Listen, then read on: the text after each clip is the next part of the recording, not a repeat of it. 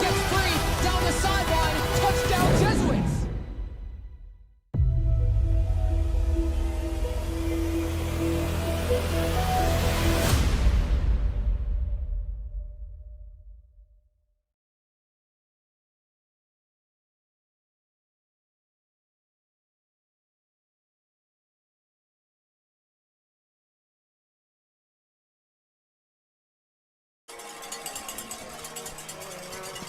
Good evening, everyone, and happy Thanksgiving Eve as we are here tonight in Rafferty Stadium on the campus of Fairfield University as the Fairfield Prep Jesuits set to host the West Haven Blue Devils. Hello, everyone. I'm Phineas Wright alongside today with my partner, Tommy Barry, and we should have a good one here tonight. 2 8-1 teams getting ready. One last week before playoff time, last week of the regular season, and it's a rivalry conference matchup between two SEC opponents. Both ready, both looking to continue their winning streaks of the season. Tommy, you want to tell them more about that? Yeah, as you said, I mean, crazy winning streaks both of these teams are on. This West Haven team is extremely dominant. As we beat North Haven 38-32 last week, West Haven beat them about 3 weeks ago, 32-37. So it's a very, very different game from last game. It's going to be, again, very run dominant and run heavy. But, I mean, Nick, their quarterback senior, can absolutely sling it. He has a 130 QBR on 62%. So, I mean, he is a very talented quarterback, 18 total passing touchdowns on the year. So, definitely going to be an offensive battle here in this game. But finally, we have one of our key players coming back, Lucas Elliott, number 43, the senior, coming from Stepinac. Heavy defensive asset for the Jesuits. Been out multiple weeks now, and the Jesuits defense is definitely excited to get him back in the lineup tonight. Yeah, definitely, and I mean he's going to bring a different type of rushing pass defense and run defense that we didn't have in the previous weeks in his absence, but we were still able to flourish and be able to play and be able to win without him. So he's definitely, I see him right there. He's extremely hyped right now, and here we see some stats. As you can see, 244 rushing yards per game. I mean, it's going to be a bloodfest down there at the offensive line, so definitely excited to see what's going to happen. Yeah, it's kind of like the reverse for both teams. The Jesuits, from those stats right there, seem to be more pass offense, over 200 passing yards a game and just over 100 rushing yards a game, whereas for the Blue Devils, it's over 200 yards of rushing per game, whereas in contrast to the just over 100 yards for passing a game. So, yeah, it should be very interesting. Like you said, Tommy, saw a run-heavy offense with the North Haven team last week and should expect some similar things from the Blue Devils today. But we will take a second for the national anthem.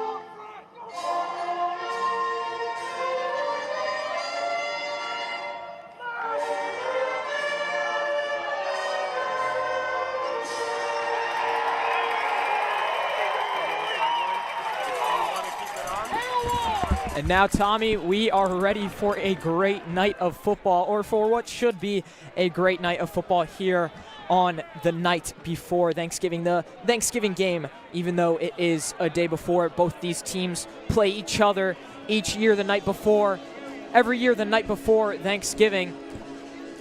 And as for last year's matchup between these two the night before Thanksgiving, the Jesuits came on top in that one with a 21-14 win. So very close game there. Only a one possession separating the outcome of that one. And obviously, that capped off a 4-game winning streak at the end of the Jesuits' season last year to help them get into the playoffs after starting off 0-6 last year.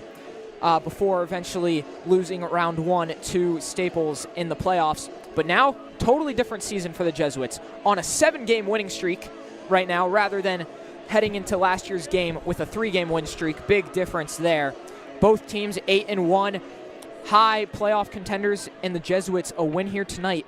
If make it past round 1, a win here tonight could give them 2 home playoff games. So big stakes here for the Jesuits as we get ready for kickoff. West Haven getting ready to kick it away, and in the back for the Jesuits, ready to receive, we see number 10, Tavarius Newkirk.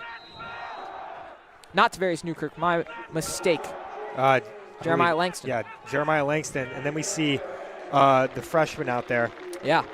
So, I mean, it's going to be a very, very it's going to be a crazy game. Both guys last week against North Haven having great kick returns as well.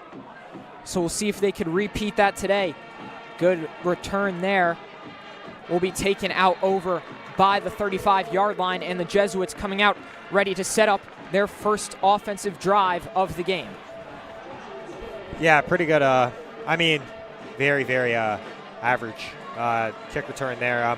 We've seen a lot, and when I say a lot, I mean a lot of really good returns so far with Chad James, the freshman. I mean, last week I believe he had a kick return going to our own 40-yard line. Yeah. So which helped with the push to come back in that game as well, as Jesuits had to overcome 2 comebacks last week against North Haven to come out away with that 38-32 win.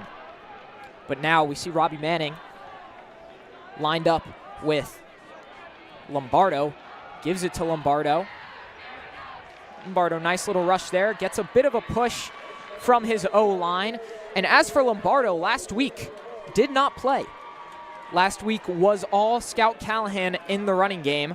Ended the game with 2 touchdowns, so a nice game from him. But now we see number 27 in red back out there for the Jesuits. Yeah, Scout had an electric game last game. And, I mean, it definitely just shows how talented this backfield is. Having a split back Sonic and Knuckles type. Detroit Lions-esque. Yes. Manning now, though, is going to go to his right, looking for a block from Lombardo. Gets it free, and an easy catch there. Yeah, that was a good catch there from number 1, Kyler Robson, starting off his day. We didn't see a whole ton of him last week as much as we would obviously like. But, I mean, I know he's definitely going to come out, and he's going to come out hard in this game.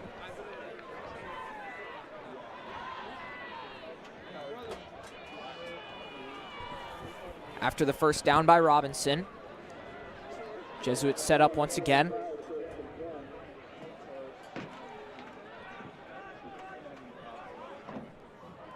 Manning with Lombardo. High snap there. Gives it to Lombardo. Seam up the middle. Breaks free for the first down. Great run there from Vinny Lombardo. Just having an absolutely huge gap there from that offensive line, giving him about a 14-yard rush there. Great run. Good job by the offensive line as well to break free that West Haven D-line to open up that hole for Lombardo right up the middle as well. Yeah, definitely. And, I mean, we see a lot of those big runs come right up the middle. And whenever you have such a great offensive line, I mean, you can really just abuse that. Big bomb squad today from the Jesuits, showing out the night before Thanksgiving. Manning catches. No flag seems to be thrown, but it did seem as though the Jesuits caught the Blue Devils offsides. I did see number 0, Kadir Dembele, Yeah, that jump there. That near side ref at the bottom of your screen, he was looking straight at it. He did move a little bit. Everybody saw it. The crowd reacted to it, but no flag thrown. A little bit of a missed opportunity there, but we live. Good fake snap. And Dembele, they're the leading sack performer for the Blue Devils. As Manning going to his left, lobs it up, caught by Finbar Malloy. Yeah, so far we've seen these corner routes going off to the sideline, just the receiver, especially Finn Malloy there, following his quarterback and just trusting in him, able to get that great catch there, bringing them into the red zone. Pretty contested catch as well. It looked like Manning kind of just lobbing that one up. You'll see here on the replay. Yeah, Manning just going to his left. Nice little lob up for Malloy there, catching it in a little bit of traffic. Nothing too hard, though, for Malloy, as he is used to catches like that. As another hole breaks free for Lombardo as he gets another good gain. Yeah, very good run there again from Vinny Lombardo. I mean, they're just going to keep abusing that inside run, and that gives him the first down and about a 10-yard gain. Yeah, that is going to move the chains once again for the Jesuits offense as they continue their push over towards the end zone. Great drive here so far from the Jesuits.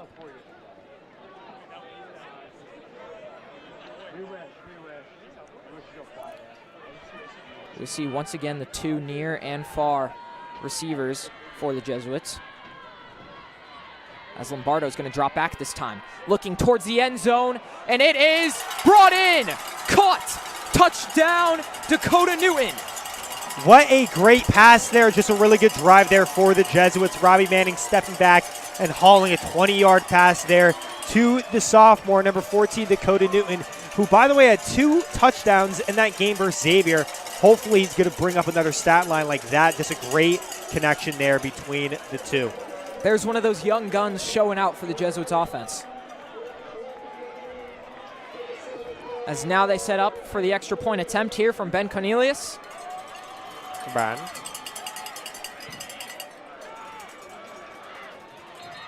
if flags are thrown on this play here, it's like false start, bringing the Jesuits back.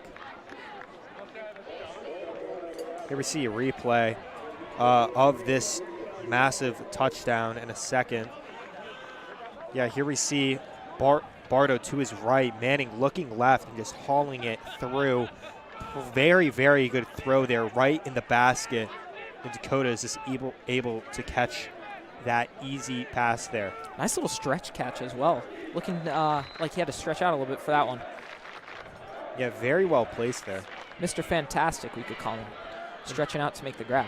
And here we see a jack of all trades there, Scout Callahan. He checked in earlier on, and there he is as the, I believe that's the returner for that, holding that football there for Ben Cohn.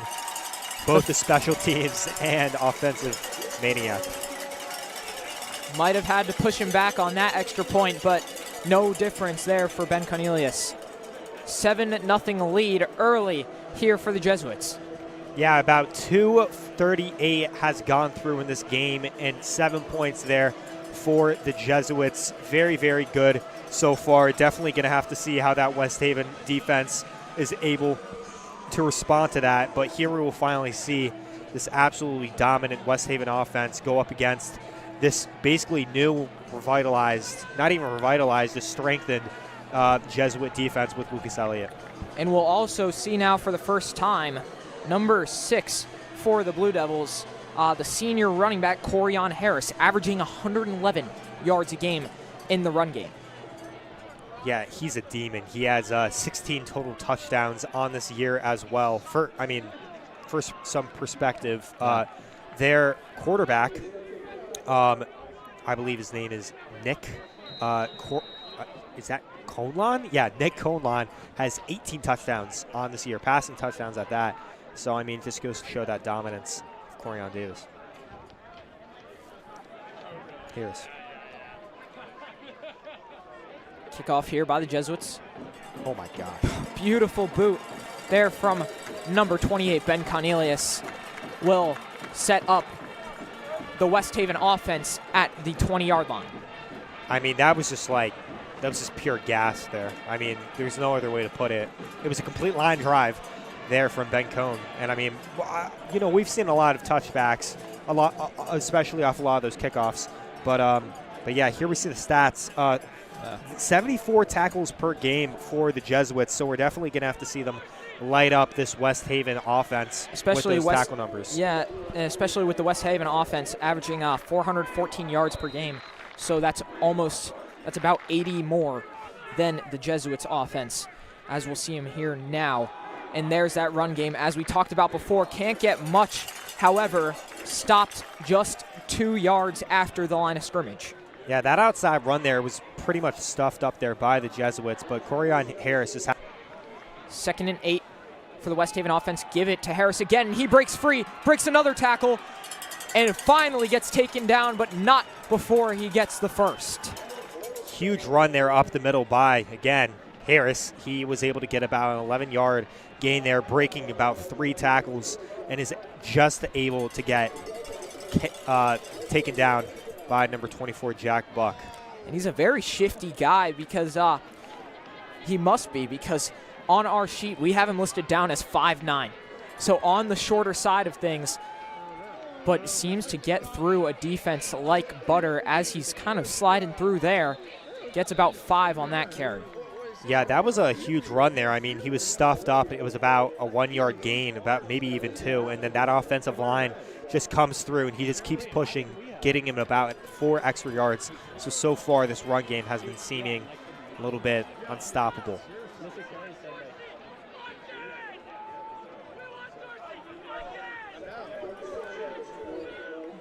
Conlon now.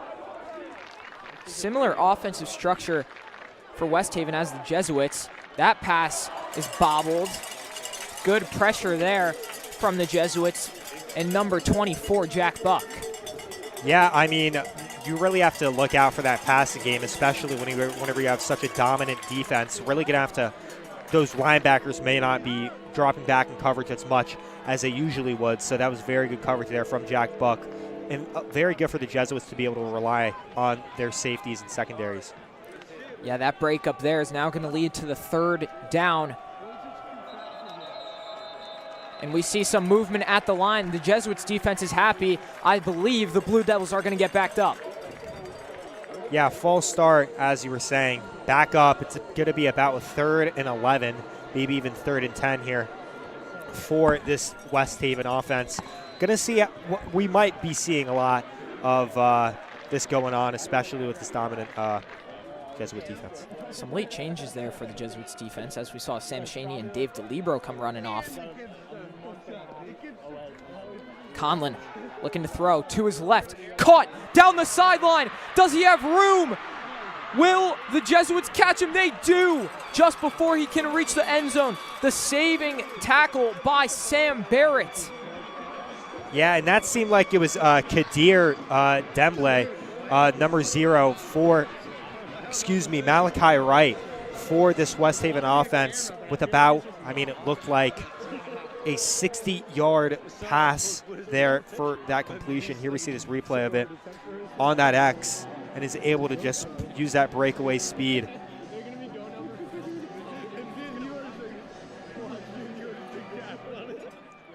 Yeah, that's Sam Barrett making the touchdown-saving tackle there. Good show of speed by him as well to catch up, as this time it's handed off to Harris. Harris can't get much there. Flags thrown on this play. Yeah, but he was completely stuffed up there. Looked like at about the line of scrimmage.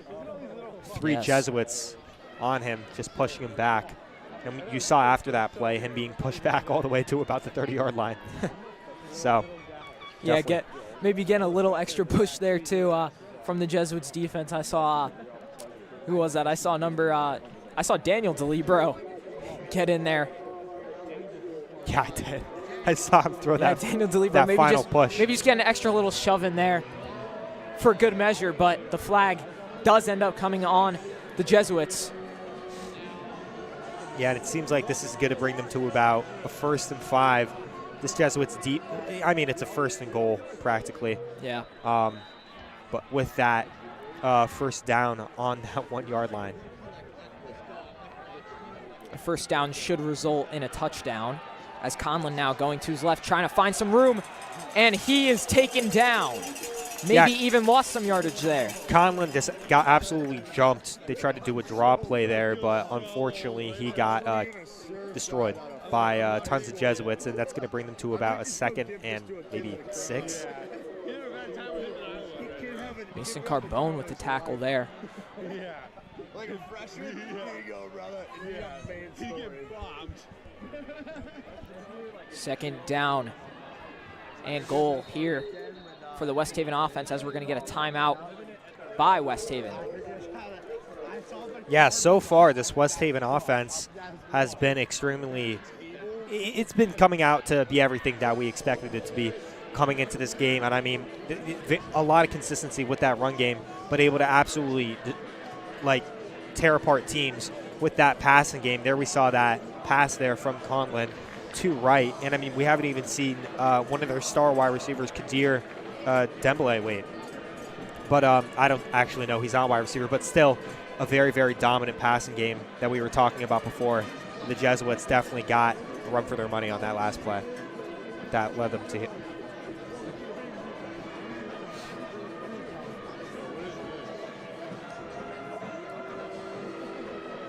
Back on the field now, both teams.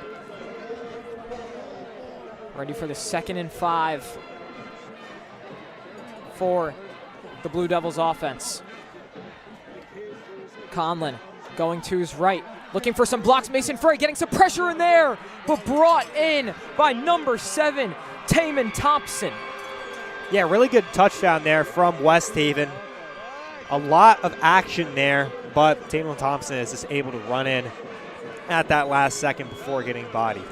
There was some good pass coverage there too by the Jesuits, but that ball just sneaking in off of the good placed pass from Conlon. Yeah, and I mean, that was just a very, very good pass right in the hands of that receiver.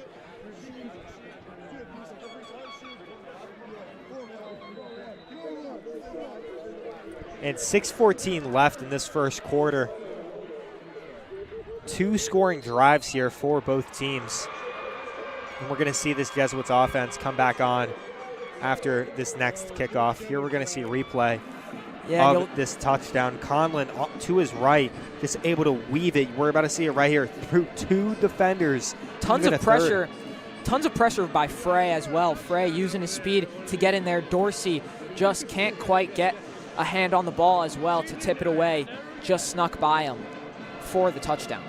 Yeah, and I mean, that was very good coverage there from the Jesuits, but it was pretty much a better pass there. So, very good pass there from Nick Conlon, showing up that 130 QBR. Yeah. Which is just insane. Tommy, something I love about these games around holidays or breaks is that we get to see a lot of familiar faces in the crowd. Kids coming back from college, and it's just good sight to see, and it's great atmosphere the night before Thanksgiving for everyone to get together in support of the Fairfield Prep Jesuits football team. Yeah, a lot of alumni coming out here. I've been seeing a lot of alumni jackets. Yeah. A lot of people from last year, a lot of people from years before. So just all love to all the alumni out there that continue to come back and support their brothers.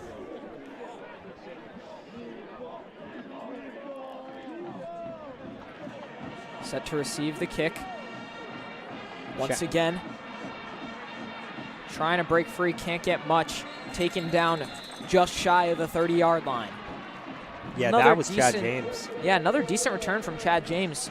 Seems to do a good job of taking that ball very well and trying to find as much space as possible. Very shifty guy as well. Yeah, definitely. And I mean, all this prowess as a freshman is something that we haven't really seen a whole lot. So, I mean, it's going to be a very, very good career for him here at Fairfield Prep, especially with that breakaway speed.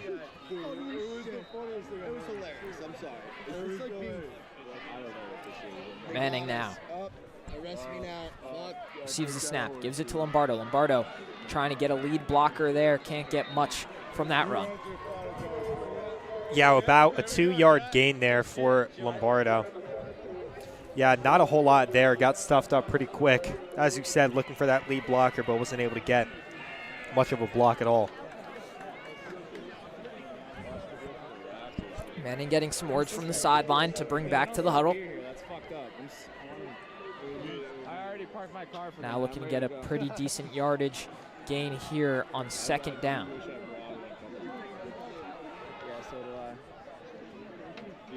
Manning, this time the West Haven defense jumps again and is caught on this one. Yeah, that's going to be, we don't know what number that was, but it's going to be a 5-yard penalty. 2nd down, about 2nd and 3. Putting the Jesuits in a way better position than they were with that 2nd and 8. A little bit of a short run there from Lombardo. So this is definitely going to help them out a whole lot. Yeah, maybe now you could go back to the run game where you maybe we're thinking of a throw on the last play. A run looks pretty good from this yardage. Manning is going to drop back. Hits the little post route there with Finbar Malloy. Yeah, from Malloy, really good at those out routes there, able to get those short gains, especially whenever they need it, to get those first down conversions like he did there. That catch is going to lead to a Fairfield Prep first down on the 40-yard line.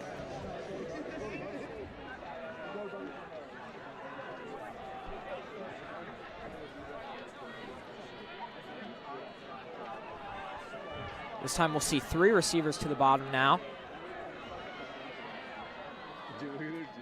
Manning gives it to Lombardo. Lombardo once again looking to get back up the middle. Does take a guy down with him to get a gain of about an extra yard there, but still not too much on that run, about a medium run there. Yeah, very good running there from Lombardo, being able to break that tackle and keep driving, keep pushing, and able to get from what it looked like to be about a 2-yard gain to about a 4 to 5-yard gain. And there we see Callahan check on. Yeah, like you said, Tommy, Callahan now in at running back. 2nd and 6 here for the Jesuits offense. Dropping back is Manning. Manning looking over the middle, caught by Robinson, gets a block from Malloy, and gets some good extra yardage there as he falls down inside the 35-yard line of the West Haven Blue Devils. Yeah, the Jesuits did a really good job there with all their receivers. I looked, and it looked like every single one of them was open. Kyler Robinson was able to grab that one, and Finn Malloy, even though he didn't have the ball, did a really good job at blocking, giving Kyler about an extra 7 yards to gain there.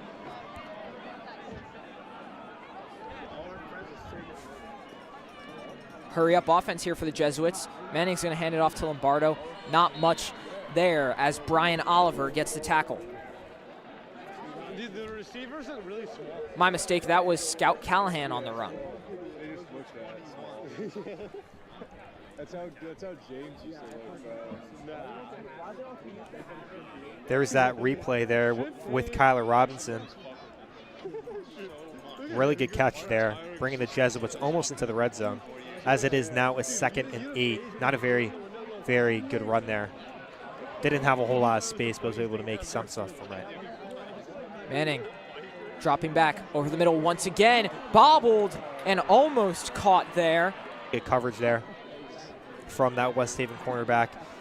Langston, I mean, he didn't really have a whole lot of space to keep moving, sort of like a stop route, and he wasn't able to hold that in. And Langston, once again, the lone receiver towards the bottom. As a little screen pass there to Lombardo. Lombardo's going to cut back, find some space, tries to bounce over to the sideline, looking to dive for the first down, and I believe they're going to give it to him. Yeah, that was a great effort there. Oh, no, they are not. Whoa. They're calling it short. Still, great effort there from Lombardo. Able to get almost that first down conversion. I saw him. I wish you guys could have seen it from my point of view. Him leaping to be able to get that, but not able to. It looks like about 4th and 1. We're going to see the Jesuits offense stay out here and bring in Mason Frey. Maybe run him as a big fullback here. Try to push forward for the first down as it is just 4th and short now. Yeah, we saw a lot of this last year with John Morris, but it's going to be Oh, no, Manning taking it himself. And Wow. Manning gets that first down. Really quick offense there, sort of letting or sort of getting, West Haven caught off guard. So, I mean, that was a really good push there from the Jesuits, really good play call. Yeah, quick snap from Manning and the Jesuits offense. Some nice space there from Manning as well. I feel like maybe got some more yardage than he may have been expecting. But now, first down for the Jesuits on the West Haven 19, officially in the red zone here.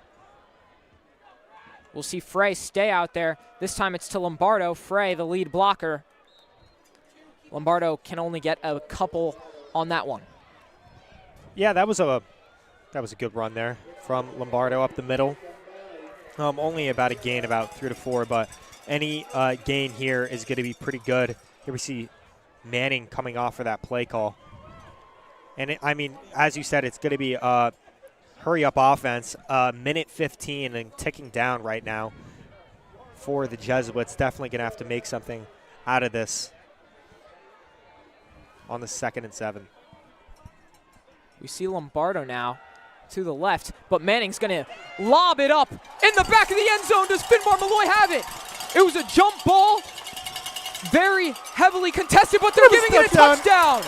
Oh my gosh, and that was one of the craziest catches we've seen all year, right on his head as Finn Malloy is doing that celebration.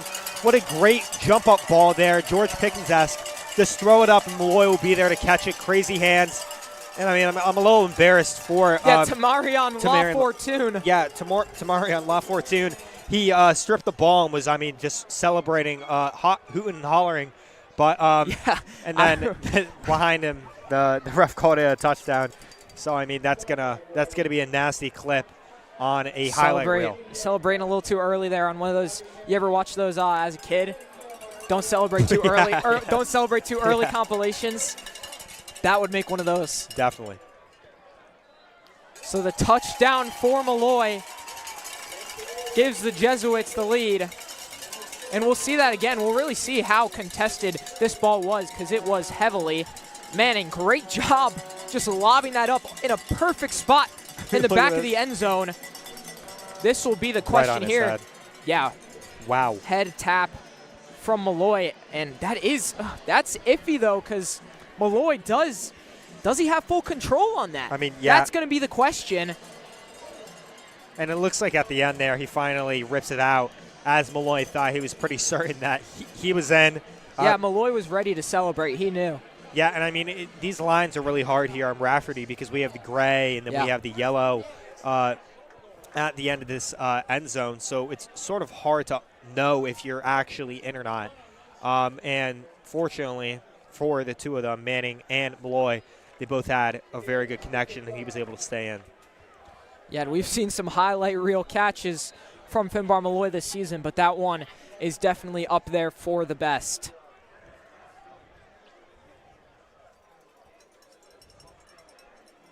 It's a kickoff here now from Cornelius. We'll give the ball back to the West Haven offense. Got some movement on the line. I think the Jesuits, someone on the Jesuits kickoff team got moving a little too early there.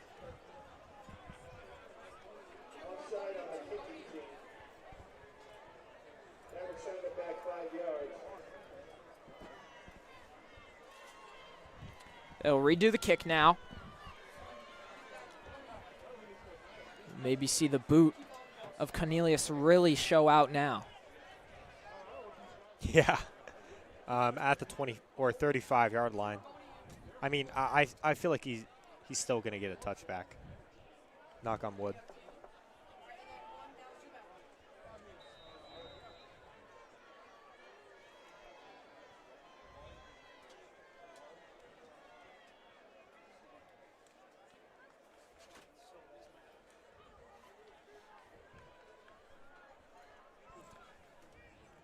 .54 left here in the first as Cornelius kicks it away here. High kick will not get into the end zone. Caught at about the 5. Looking for some room here as LaFortune gets just shy of the 30-yard line. Yeah, really good kick there, and especially that kick return, getting the West Haven Blue Devils inside that 29-yard line. or that 30-yard line, I should say. Yeah, even though they had that extra space, they weren't able to convert some more extra yards, but this Fairfield Prep special teams is truly special, to put it simply. Their defense looking to maybe make some changes after that last drive. Nice tackle there from Buck. Yeah, Jack Buck, I mean, coming in, they give him forward progression there as Buck took him back to the line of scrimmage, but that's going to make it about a 2nd and 6 or 7.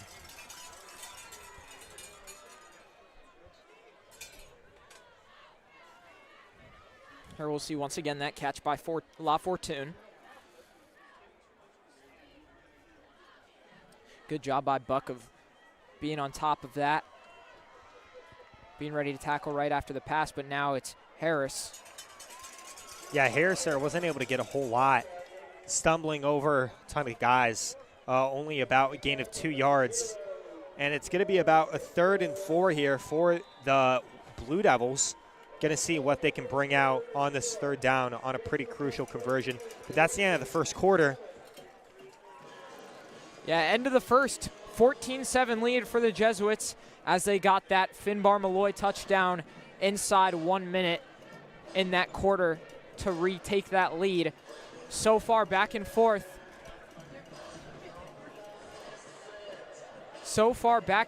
Game. First 3 drives of the game have been Jesuits touchdown, West Haven touchdown, Jesuit touchdown.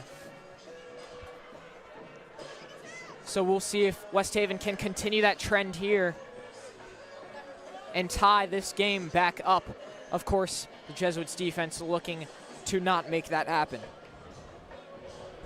Yeah, definitely. And I mean, this would be a very crucial stop, to put it simply, for the Jesuits. I mean, they're up 7 at the beginning, or at the beginning of this half, of the first half. So definitely going to have to see what happens here. And I mean, just put it simply, it's crucial. Yeah, very crucial.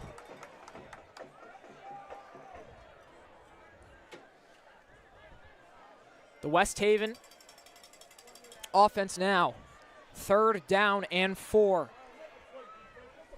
Have a lot of space at the top of that screen. Yeah. A lot of space. 3rd and 4 on the 36. Tons of pressure there. Mason Frey.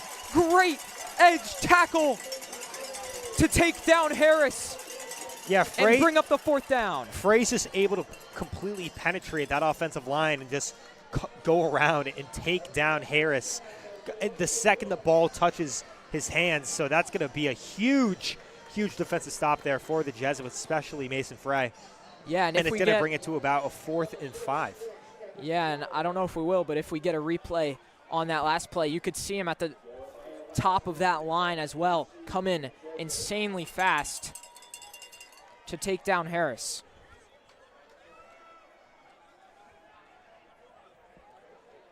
First punt of the game is from the West Haven Blue Devils. Langston now looking to find some room. Langston trying to shift out his guy, trying to break free, but taken down there at the 28-yard line. Yeah, Langston sort of lost some yardage there. He caught it at about the 33-yard line, brought it back to about the, I would say, 28, trying to not really able to cut up field as he was trying to gain more space. But it's going to bring the Jesuits, to, like I said, to that 28-yard line.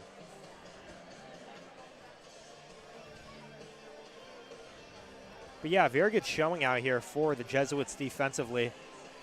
Even though they had that huge play there at, I would say, the mid-half point of that first quarter, the Jesuits were able to react and be able to get a huge stop there. Yeah, very good stand by the defense as Lombardo gets that first handoff. He's going to be taken down a yard behind the original line of scrimmage. Yeah, it looked like he even lost there, about 2.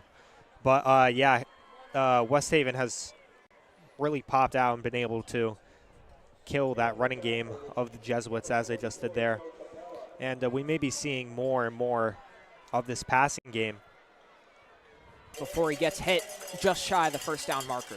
Yeah, we haven't seen a whole lot of it this game except from that QB draw there.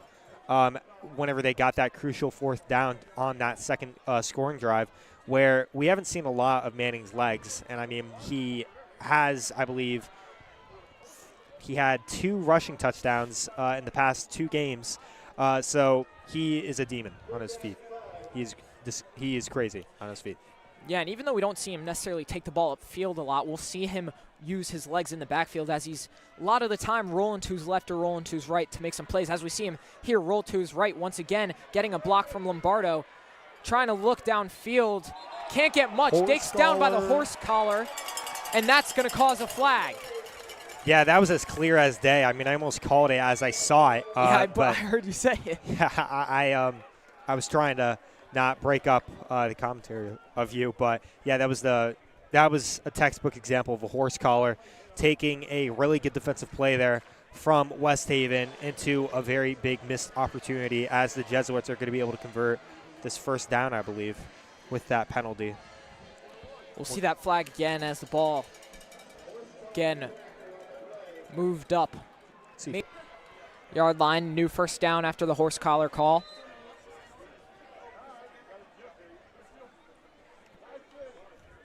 Manning gives it to Lombardo. Lombardo looking to bounce out left, but he gets taken down by Kadir Dembele. Yeah, Lombardo tried to cut back more to the top of your guys' screen, but was just unable and was held up by a West Haven defender, not allowing him to get any yardage at all. And I believe he actually lost a singular yard. And as you said, Tommy, moments ago, this might be showing the Jesuits offense that they need to maybe look for more pass plays, as this defensive line is starting to pick it up here. Let's see a blitz here. Manning heaving it downfield for Robinson. Robinson, good contention there. The breakup by Corian Harris. Yeah, Corian Harris on both sides of the field, very dominant running back, and a very, very good safety or secondary here for this West Haven, being able to block up that pass from Manning to Kyler. Here we see a replay of this. Manning looking for Kyler, as we see right here, but Harris is able to get over at the top and be able to swat down that ball. Good speed by Harris as well, because we see Kyler Robinson in moments like that a lot, and he bursts past his guys. So good speed by Harris to keep up the speed with Robinson there. 3rd and 12. Robbie Manning dropping back, tons of pressure, going to his left. He might just have to let this one fly, and he throws it towards the direction of Robinson, but very short. Yeah, nothing you can really do there. Just a very, very good coverage there from that West Haven secondary, but also getting rushed at the same time is sort of a formula for some bad things to happen. And, I mean, he wasn't able to get anything there, and it seems like we will be punting it, or the Jesuits will be punting it. Yeah, and the slow start for the West Haven defensive line seems to be turning around now.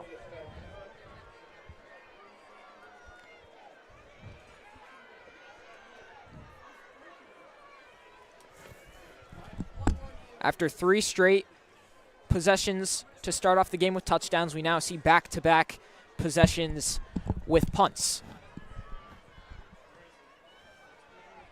Nice boot there by Cornelius. We'll see if it takes a bounce. Does take a good bounce there inside the 15-yard line of the Blue Devils. And now their offense is back out, ready to set up their next possession. Yeah, 9 minutes left in this first half. Very, very good kick there, or I should say punt there from Ben Cohn. I mean, he's really grown into this role that Emmett Derby, who I know is at this game right now, filled with that punting ability. So seeing a lot of big boots here in the punting game from Ben Cohn. And he was able to bring the Jesuits in a pretty bad situation into a pretty good situation by bringing the Blue Devils into their own 15-yard line.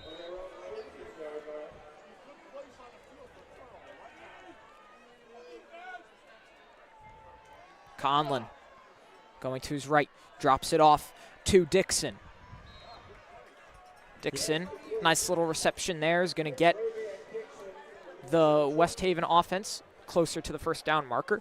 Yeah, Dixon there was able to get about a 5-yard gain there from a pretty good bullet pass there from Conlon to get it out real quick as those linebackers like Tavarius Newkirk were pushing in for that coverage. And there we saw Tavarius with a growing role on this defense, getting that tackle and pushing him out of bounds as well.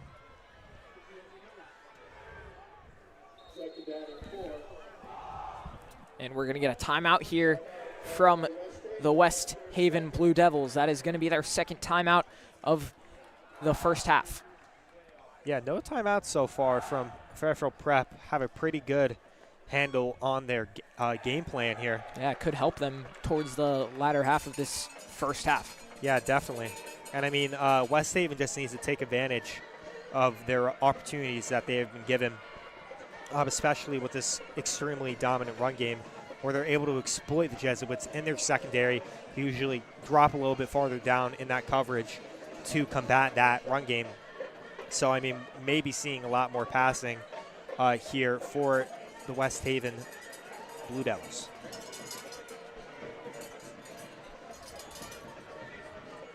Yeah, and I mean, Nick Conlon is not just a short over-the-middle screen pass passer. I mean, we saw in that first half that huge first pass to number 8 Wright, that he is a deep threat and that he has an arm and he has the accuracy to back it up.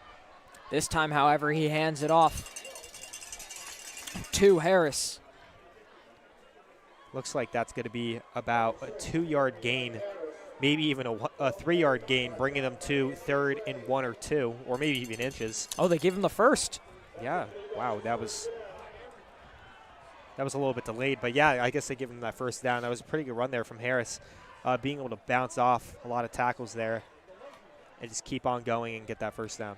Yeah, so the first down from Harris brings the offense up to their own 24-yard line. Conlon to Harris again. Harris bounces out to the right side. And Harris taken down after a gain of about looks like 4 there. Yeah, that was a really weird. Can't really see a whole lot back from all the way up there on that screen. Yeah. It looked like holding on the offense there, bringing them back about 5 yards. That flag came in all the way from that far side ref. Yeah, I was going to say, I saw that thing fly in from. Like, it literally hit a player. I'm not even joking. We could probably go back and look at that. Maybe that deserves a replay in itself. Yeah, I mean, good arm there from the ref. It was really in there. And but yeah, that's going to bring them back to where they sort of were originally at that 14-yard line.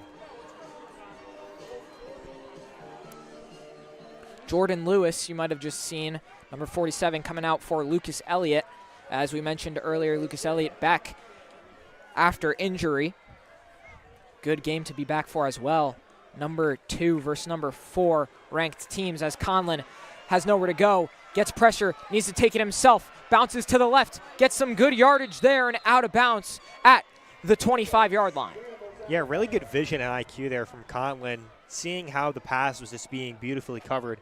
He sees that giant gap right in front of him and is just able to use his wheels and his inability and just, I mean, his shiftiness and footwork to to have people like Mason Frey miss tackles and especially preserve himself and bring him all the way up. Could have been a very, very big loss there for the Blue Devils. Conlon now gives it off to Harris. Harris trying to stretch out for an extra yard. Still not really anything gained off of that one. Yeah, Mason Frey was just right there to meet Harris in that outside gap right there. And I mean, it was sort of like when an unbreakable force brings, it's basically 2 unstoppable things hitting each other. I don't know the saying anymore. I understood I got what you were, I was picking up what you were putting down. Thank you. You guys are going to need a lot of that tonight. I don't know why I can't speak. I'm having some difficulties myself, too, as a flag comes flying in, is going to push the West Haven offense back. So now it's going to be a 3rd and even longer for the West Haven offense. Yeah, that sort of destroyed the West Haven drive there. about 3rd and 12, maybe even longer here for the Blue Devils. It's been such an up and down drive here, and definitely going to have to see West Haven make a big play here if they want to be able to get this first down. Yeah, it's probably going to be about, I believe you're right, Tommy, it's probably going to be about a 3rd and 12 here for West Haven. Conlon dropping back. Has some space, but he's going to heave it downfield. Trying to make the sliding catch, but no go there. Yeah, incomplete pass there. It was sort of a, that was Kadir, or I don't know if that was Malachi Wright or, Kadir Demble, but I mean, either one of them, doesn't matter. Big incompletion there. That's going to bring them to a 4th down and a punt. We have J.J. Langston returning this punt. Looks like it's going to be about the Jesuits' own 40-yard line. Yeah, should get some good field position here as a flag. I think I saw some movement there from the Jesuits, but could be completely wrong. Might have been a false start as well. Yeah, we'll see. Refs talking it over, making sure they got the call correct. And it's going to be on the Blue Devils. Oh, legal substitution. Not a call you see much, but it is still a penalty, and it was called, which could definitely help the Jesuits and their field position off of this punt, as now it looks like Langston's lined up to receive at the 50-yard line.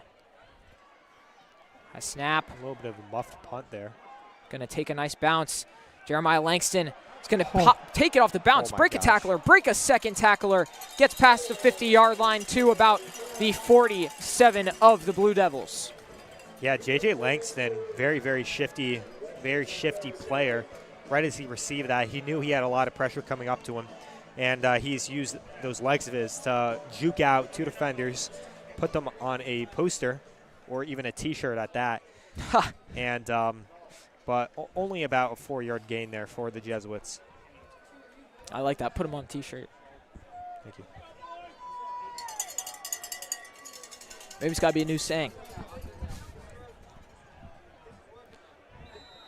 If you ever use it, at Tommy. Jesuits offense now set up at the Blue Devils 48. Flag in again as Lombardo's taken down behind the 50-yard line. Yeah, and I mean, that was just very, very good. That was a very good job there by that defensive line there for West Haven. Literally, there were no gaps at all. And then right as Lombardo recognized that, he tried to cut back over the middle. It was just unable to and got completely stuffed out by Blue Devils.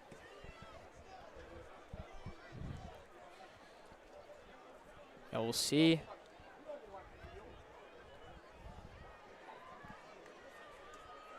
Flag did come in on the Jesuits, but it was declined.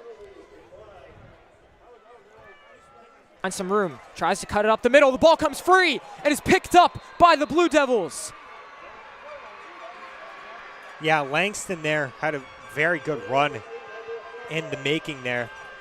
Really good screen pass there, had a ton of blockers, but just had that football punched out immediately as he got tackled, giving that fumble recovery there to the Blue Devils. The West Haven offense now back out on the field after the fumble from Langston. It's going to set them up with some pretty decent field position as they're on their own 45. Some good tunes. Yeah. I was just about to say the exact same thing, Tommy. I don't know if you guys can actually hear it, but it was a song that went, I-O, let's go. So. Conlon dropping back, looking towards the left side, and brought in there by La Fortune. Yeah, Jack Buck there was more concerned about coverage, and he didn't know that the ball was thrown up. He didn't even look behind. La Fortune was able to get a huge gain there for the Blue Devils. We're going to see a replay of this right here. Conlon dropping back, looking to his left, and just heaves it up like that. Absolutely heaves it. La Fortune bobbling it a little bit.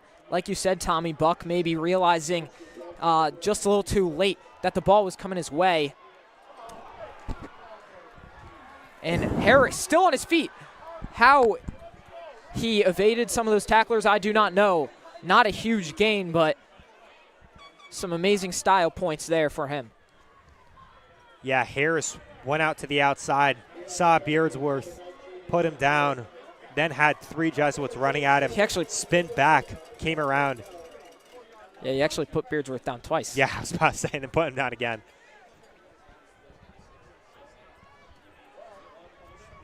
Only a gain of 4 there after all those extracurriculars. Will now set up a 2nd and 6 for West Haven on the Jesuits 22. Conlon looking for the end zone, just high for Taman Thompson. Yeah, Taman Thompson there had a pretty good chance of making that catch there. Sam Barrett there looking at that coverage. He was that was a big post route there with Frick and Barrett, but it was a little bit too high of a ball. He was not able to haul it in. But 3rd and 6 now for the Blue Devils, 5:03 left in this first half. Time dwindling down. Jesuits bomb squad getting loud as Conlon going to his right, and that pass is wide once again. 4th down coming up on the Blue Devils. Yeah, I thought that was going to be an easy first down, if not more. But as you said, that pass by Conlon, who, by the way, has like a 64 completion percentage, just left it off wide. So definitely not going to see a lot of those in this game. But against such a great Jesuits defense, may see a whole lot more of that. But looks like they are going to be going for it on this 4th down, about 4th and 6. Huge play here. Yeah, the cowbells raining down onto the field from the stands as the Jesuits crowd gets loud on 4th down. Conlon, will the pressure get to him? Looks downfield, more pressure from the D-line. Shaney looking to catch him. Conlon still on his feet, looking downfield for the end zone, and it's intercepted by Jack Buck. My gosh. Jack Buck, what a crazy play. And getting that redemption there from his previous play, letting that huge gain, and him coming through, picking up that coverage and getting that huge interception. What a play there from the junior. Yeah, and the crowd on their feet here in Rafferty after that play. And Tommy, I don't know if you saw it, but Andravion Dixon, who was in the end zone, I don't know if you will see him at home, but Conlon, great work to get free. Dixon gets tied up with the ref. He's going to be upset about that one. Bumps into the ref looking for the ball as Jack Buck makes the diving play. So now Lombardo looking for a hole, rumbling, stumbling his way up the middle for a good gain there of about 6. Yeah, Joey Capella there, one of the stars on this West Haven defense and just team as a general. I believe he has had that horse collar before. Oh. Even though that's not very pretty, but he was trying to, every single play that he has a tackle, he tries to strip the ball from Lombardo, which I believe he was the cause of that forced fumble from Jeremiah Langston from before. Nice run up the middle again from Lombardo. Yeah, very good run there from Lombardo, getting that first down. It looked like about a 10-yard gain for the Jesuits, bringing them in some pretty good field position with 4 minutes left in this first half. Yeah, the Jesuits offense may seem to have that defensive line back on their heels as they seem to have been, oh my gosh, as they seem to have been in the beginning of this game. As now an easy pass there is dropped off for Malloy, gets past the halfway mark of the field into Blue Devil territory. Yeah, open backfield or empty backfield there, or empty formation there. Oh my gosh, I can't speak. Empty formation there for Robbie Manning there that was able to give him those 5 receivers, 3 on his right, 2 on his left. Here we're going to see a replay of this. And Fimaloy in that slot able to go through and get that over the middle pass for a really good game. As I was trying to say, though, before Tommy, the fast-paced Jesuits offense seems to be pushing the Blue Devils defense back on their heels as they looked to be early on in the game. As Lombardo, a nice run again. Lombardo, good past couple runs from him. Yeah, I mean, he's been dominating, to put it simply. I think I've said that word 400 times on this stream already. But, yeah, he's been dominating. Really good runs here. About a 5-yard gain. Was able to get on the outside. And, I mean, he had one defender in front of him, and that defender was able to bring him down. Well, for most, but Tommy, I feel like for most of this second quarter, that the Blue Devils defense had really stepped it up and stopping the run. But now, after that interception, it seems like the momentum has just shifted and has reverted over to the Blue Devils defense. 1,000,000%. As Manning, pressure there, tries to evade, getting tracked down, gives it off for Robinson. No way. Holds it on the sideline.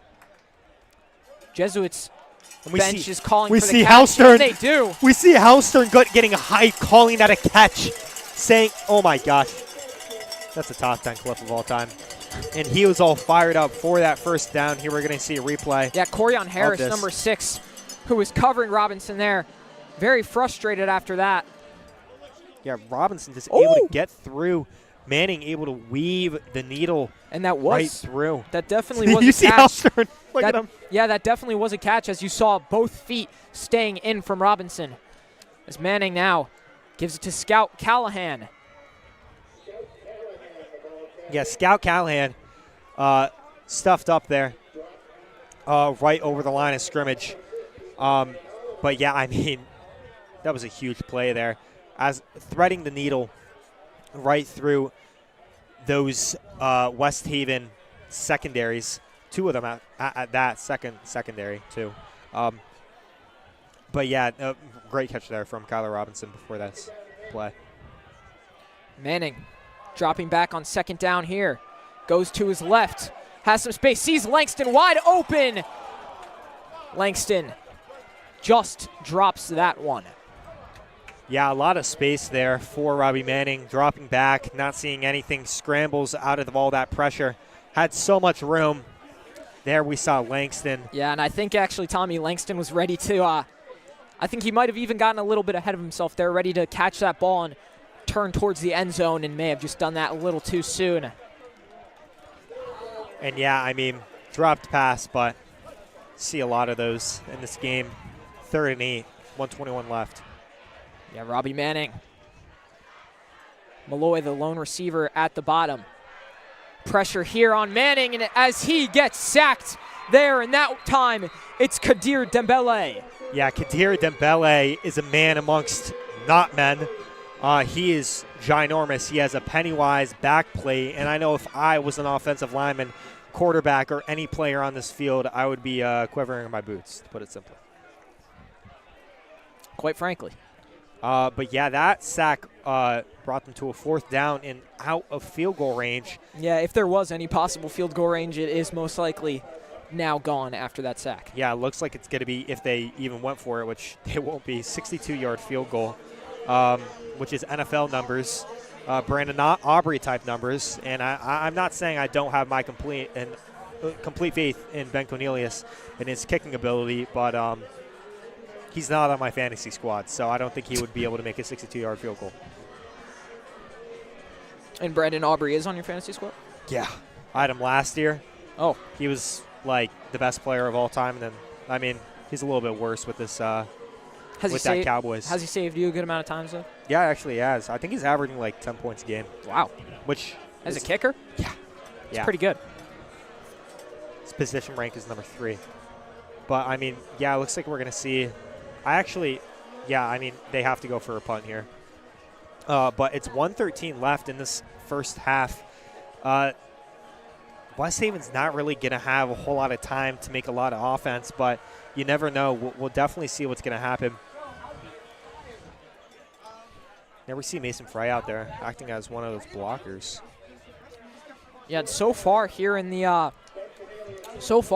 second quarter, no points have been scored, as the Jesuits' touchdown to give them the lead was just inside a minute of the first quarter. As a fake here, Ben Cornelius looking downfield for Malloy. Stop it. Oh my goodness, Finbar Malloy! Ben Cornelius is going to have a passing touchdown. Are you kidding me? Oh my gosh. Ben Cornelius, I did not know you were a quarterback. Ben Cornelius with the heave. Coach Helstern, are you kidding me? Crazy play there, really calculated play there from the Jesuits. 1:13 left, and Ben Cornelius taking it himself, putting the game in his hands, not even the game, just to have it in his hands, and throwing it to Finbar Malloy. Here we see him just huck it up. Malloy breaking the tackle as well. The bomb squad's going completely crazy. That might have been one of the craziest prep plays I've ever seen. I think that is the craziest prep play I've ever seen. Oh my gosh, I can't speak. And now Ben Cohn is going to give him some more points for this Jesuit squad with this extra point attempt. Wow, that was crazy. First time Ben Cohn has been a part of all 7 points for a Jesuits touchdown instead of just the extra point. Oh my gosh, so hype right there. Passing touchdown for number 28 in red, Ben Cornelius. And that's the second receiving touchdown for Finbar Malloy. I mean, Finn Malloy has been dominating today completely, and we're going to see a replay of this again. Ben Cohn looking around, questionable form. Oh my goodness. And Malloy is just able to haul it in, break that tackle, and use that breakaway speed of his to get that touchdown. And then now we're going to see Ben Cohn again on this kickoff. Dude, actually everywhere. Everywhere I see him, everywhere I go, I see his face. He's hype about that, and rightfully so. Wow. Yeah, and I mean, I'm almost speechless. I mean, I didn't. He's well. Wow. Got a new backup. Yeah, definitely. That was. I'm not going to drag it on, but that was beautiful. Here we see Ben Cohn yet again. Lead now 21-7 for the Jesuits. First points. Those were the first points of this second quarter, as we are at 1:03 left in the half. Winding down here. Imagine if Ben Cornelius just did a cheeky little like onside kick. I mean, we're not going to see that, as it looks like timeout Jesuits. Yeah, 1:03 left. West Haven definitely, as I said before, doesn't have a great opportunity to score here, but they definitely have one, or to make any indent. Yeah, they're going to have to look. Game. They'll definitely need a nice kicker. They'll definitely need a nice return here if Cornelius doesn't boot it to the back of the end zone. And then you've got to be thinking, Tommy, that it's just going to be throw after throw.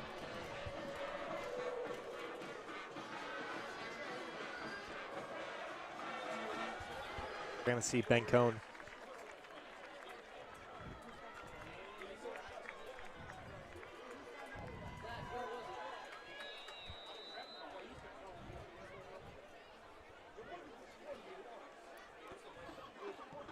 With his boot, it looks like that's going to be a touchback and fulfilling the trifecta for him. Touchdown, extra point, touchback. Triple crown. Yeah. West Haven offense now looking to get something going here with 1:03 on the clock. Gonna have to see some guys make some big plays for this West Haven offense, like Conlon, like Harris, like Taman Thompson, like Tamarion La Fortune, as they are on their own 20-yard line. Lots of ways to go if they want to cut this back down to a one-possession lead for the Jesuits to go in with something positive into the second half. Conlon, He's going to take it himself to the left, and he's going to be taken down by Jordan Lewis. Not much time there for Conlon to find any room. Haven't seen Jordan Lewis's name react accordingly, bringing him down behind the line of scrimmage. Yeah, looks like there's not West Haven offense letting this clock go down, as there's now 35 seconds to go.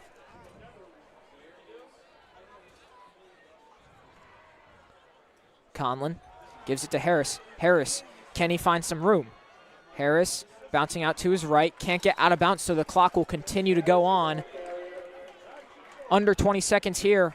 We'll see if they look to get one more play in, or we'll let this clock run down. Yeah, it looks like 3rd and 4 here. Very good run there from Harris. The Jesuits defense was dropping back, anticipating a pass. But that's actually going to end off this first half. 21-7 Jesuits to the Blue Devils. Yeah, a little surprised there wasn't a little bit more aggressive play calling there in that last minute from the Blue Devils. Yeah, Blue Devils definitely going to come out in this next half. They do get ball. Guns blazing. They do get ball first as well to start off the second half of play. Yeah, Baz out of cent. Yeah, but I mean, guns blazing here for West Haven. Going to have to really make a lot of changes offensively and defensively. Probably going to have to incorporate the passing game a lot more, as they're usually able to rely and fall back on that running game with Harris. But the Jesuits defense has done a very good job in the past few games with Bishop Hendrickson, North Haven, and now West Haven with that run game. So going to probably have to utilize Conlon a little bit more, and especially La Fortune. Yes, definitely. But for the first half of action, it is going to be 21-7 in favor of the Jesuits. And for now, we will go to a short break before back for second half of play here at Rafferty Stadium.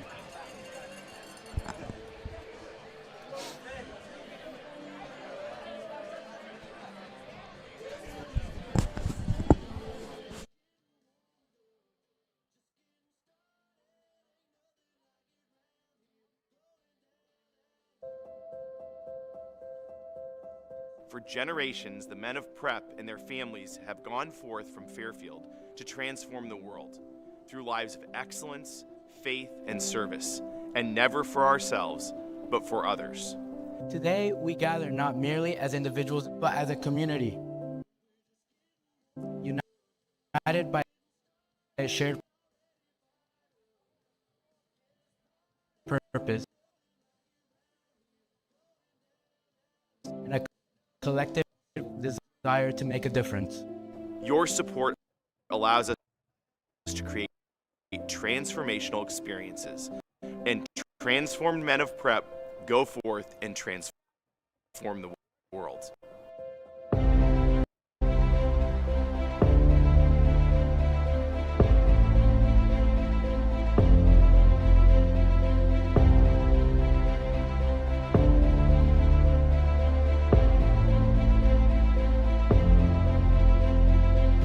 Being a man of Prep means being a man for others.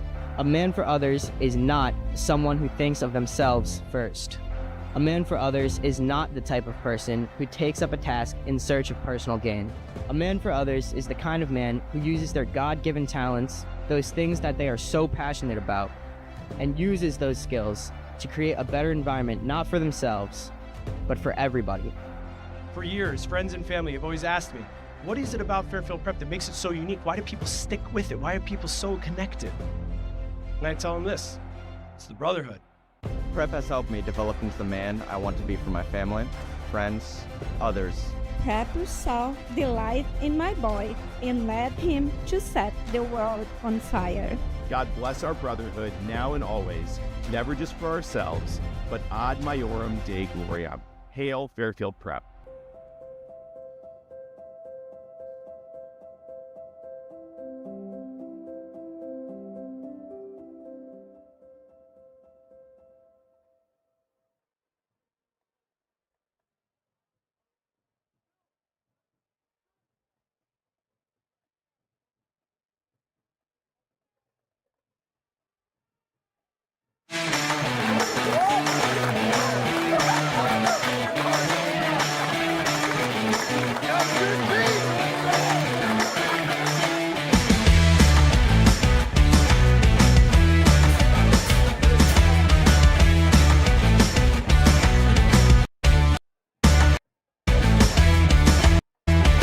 You guys are a part of the brotherhood. Time to lock in. Because at Fairfield Prep, we don't teach you what to think, we teach you how to think. Go out into the world and set it ablaze.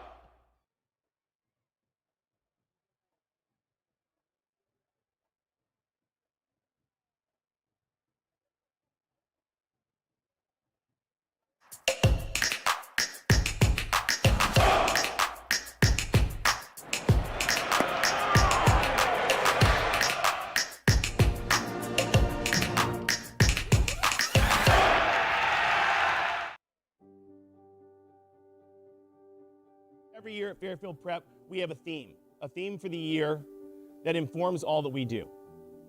Our theme this year is our common home. One of the most common connections to home is brotherhood.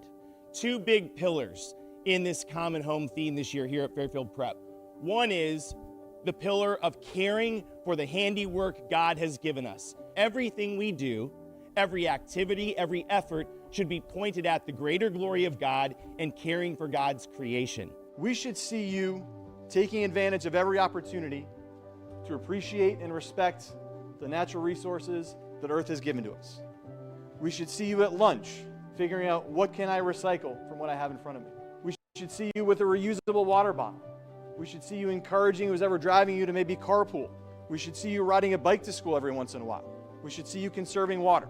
We should see you doing little things every single day to care for our environment. Little things make the big things happen.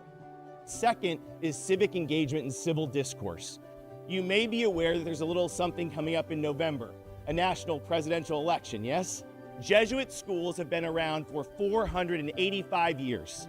We have seen kings rise and fall, regimes come and go, world wars happen and settle into peace, recessions and depressions, and through it all, young men and women of Ignatian and Jesuit schools have been leaders in civic engagement, disagreeing with each other, but disagreeing respectfully, with great ideas, with intellectual humility, eloquentia perfecta. We don't teach you what to think. We teach you how to think.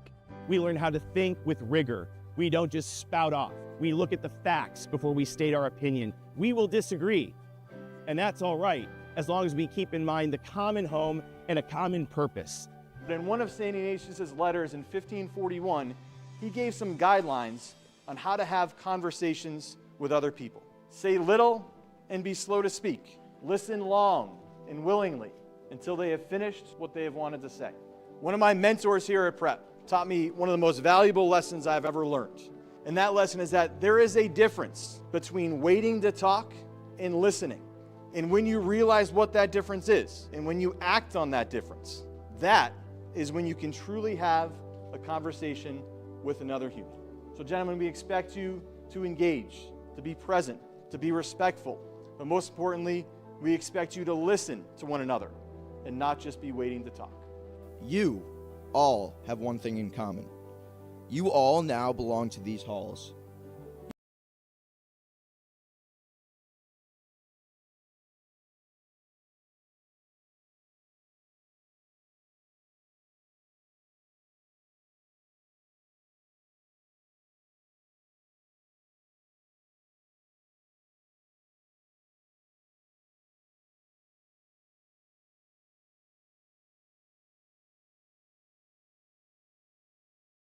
You belong to the beautiful arches that you walked through this morning. You all belong to Prep, and Prep now belongs to you. You are now part of a long and fruitful legacy of Prep men who have cared and cherished our common home on 1073 North Benson Road. In each crevice of this school, there are things to learn, history to inspire, and people that will shape you into the young men that will go out into the world and make a change like each Prep man has done before you. Be yourself, and Prep will be the place for you. Be a brother, be a leader, be a Prep man, even if you don't fully understand what that means quite yet. I promise one day you will. Go Prep.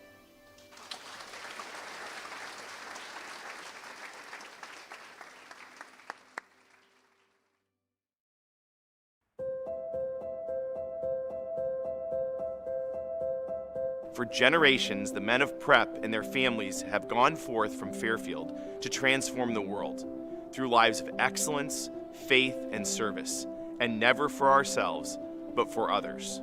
Today, we gather not merely as individuals, but as a community, united by a shared purpose and a collective desire to make a difference.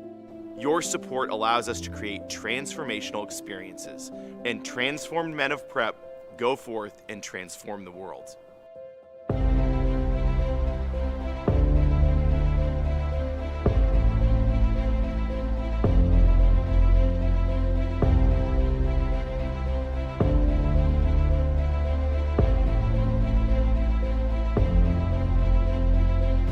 Being a man of Prep means being a man for others. A man for others is not someone who thinks of themselves first. A man for others is not the type of person who takes up a task in search of personal gain. A man for others is the kind of man who uses their God-given talents, those things that they are so passionate about, and uses those skills to create a better environment not for themselves, but for everybody. For years, friends and family have always asked me, what is it about Fairfield Prep that makes it so unique? Why do people stick with it? Why are people so connected? And I tell them this, it's the brotherhood. Prep has helped me develop into the man I want to be for my family, friends, others. Prep saw the light in my boy and led him to set the world on fire. God bless our brotherhood now and always, never just for ourselves, but ad maiorem Dei gloriam. Hail Fairfield Prep.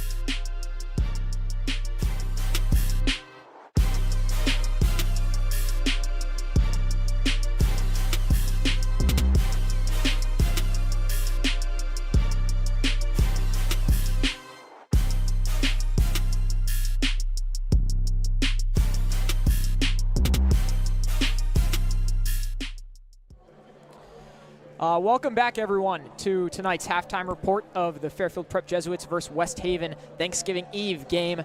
And right now, during halftime, we're here with Fairfield Prep alum, officially, Nick Galtieri. Nick, how are you doing? I'm good, good. How are you guys doing? Pretty good. Pretty good, yeah. Definitely different without commentating with you on a variety of sports. I appreciate that. Basketball is going to be quite sad without me. Okay. Well, Nick, Jesuits up 21-7 going into the second half. You've been in the stands, going around watching the game. How are you feeling so far about how the Jesuits are performing? Honestly, they're doing really well. Offense is cooking. Obviously, Ben Cornelius with that, it had me looking at, like, wondering what was going on, obviously. Had all of us wondering what was going on. Yeah. He stepped back to pass, and I was like, is he a quarterback or a kicker? Yeah. And then, obviously, you saw the rest. Finbar Malloy with the catch and run for the touchdown. But, yeah, great things to come for the Jesuits second half, I think. Yeah, so if any of you don't know, we kind of mentioned it a little bit, but Nick graduated Fairfield Prep last year, was a part of Media Club in our broadcast team last year, commentating for games like basketball and lacrosse as well. I know you did some other sports too. Yeah, just great part of the team, and it's great having him back here tonight. Yeah, I appreciate it, guys. Hopefully everything goes well, and go Prep. Yeah, go Prep. Thank you, Nick. As for the game, we'll be ready to get back in just a few moments now, as nearing down under 40 seconds. But before second half of action, where the West Haven Blue Devils are going to be set to receive the first second half kickoff. And Tommy, I mean, we're here seeing a job of holding their own, and then some stuff kind of just fell apart for them, including that fake punt for a touchdown. Yeah, definitely. And I mean, it was going to be a very, if Finn was able to catch that pass, I mean, it was going to be a very hard time for West Haven to actually combat against it, as they don't have the cornerbacks in secondary that they usually have that are able to take him down, as Finn is definitely a force to be reckoned with whenever he gets the ball. So him being able to catch that ball from that great pass from Ben Cohn really did wonders for this Jesuits offense, and was able to bring them up 14 or take the lead from 7 to 14.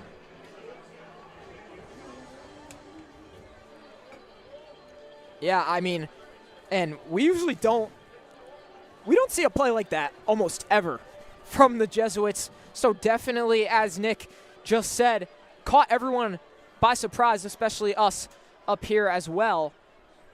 Now the Jesuits, with that play, strengthen their cushion a bit on this game, but there is still another full half of football to be played, and anything is still up for grabs, and this game can still be in the hands of either team tonight.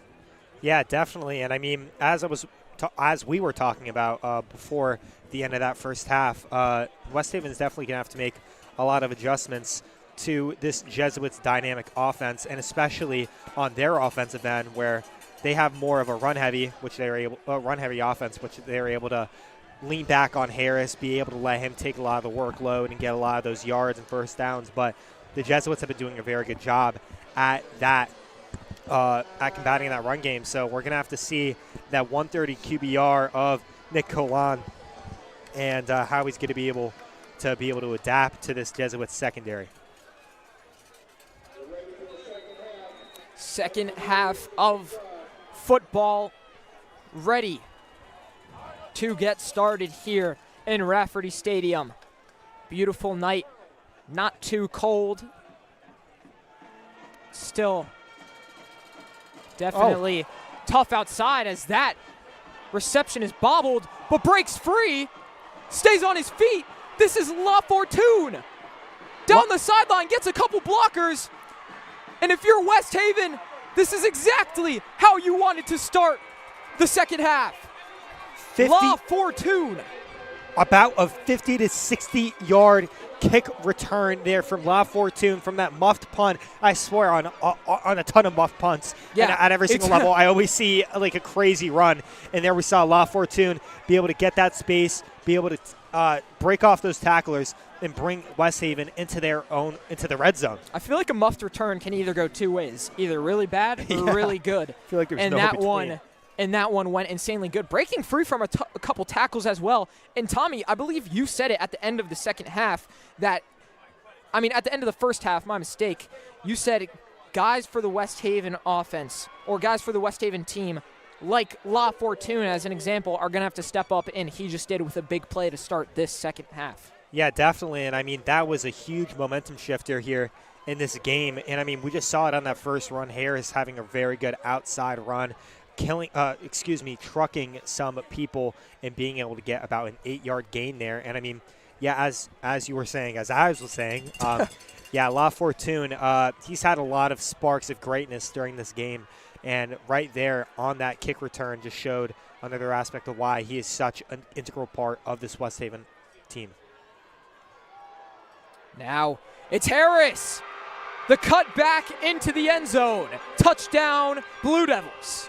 Yeah, a minute into this first half, the Blue Devils are able to get a 60-yard kickoff return, picking that up from the 10-yard line. I think I got my math all wrong, actually. But, yeah, huge plays there for West Haven. About a 3-play drive there with Harris at the helm of every single one of that. And here we're going to see this extra point attempt. Low one there is good. I saw that ball absolutely dome some kid. that was. Did it really? Yeah, or it skidded off the top of his head. As that was a really low ball. Is that? Oh, and then we see Connor Fitzsimons right there at the top right of your screen. Rugby alum at Fordham. Shared some words with him in the bathroom. Pretty goat.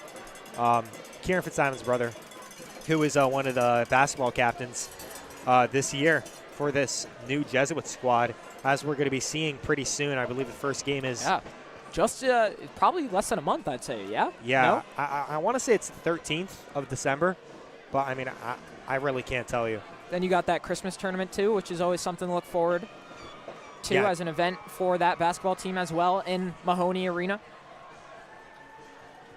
Yeah, definitely. But before we reach that point, we still got a whole game of football to play.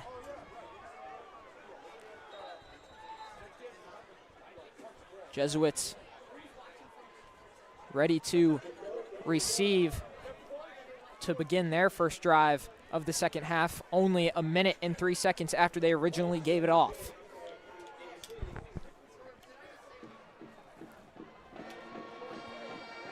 See by Chad James.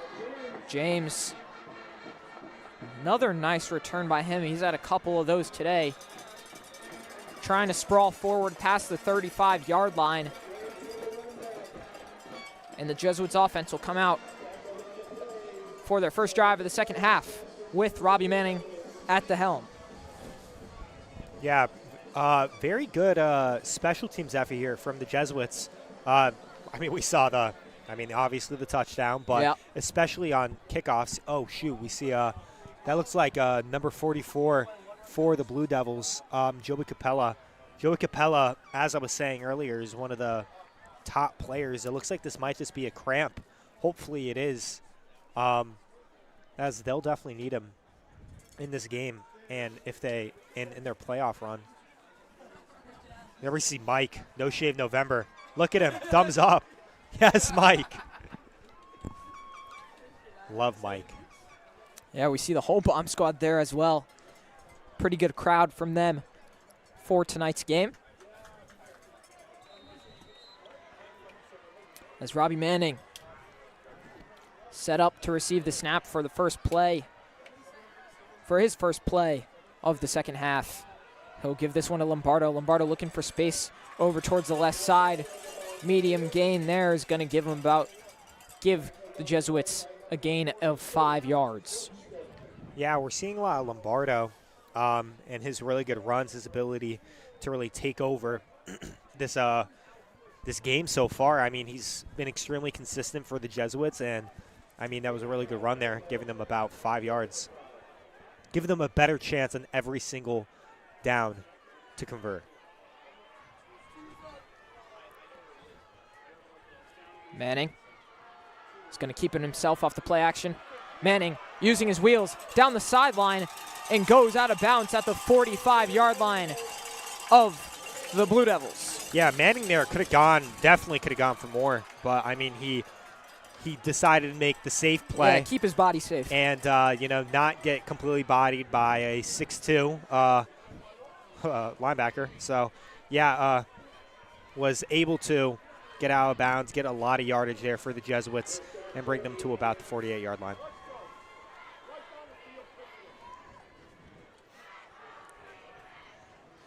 Now on the first down, Manning over the middle, looking for Dakota Newton a little high.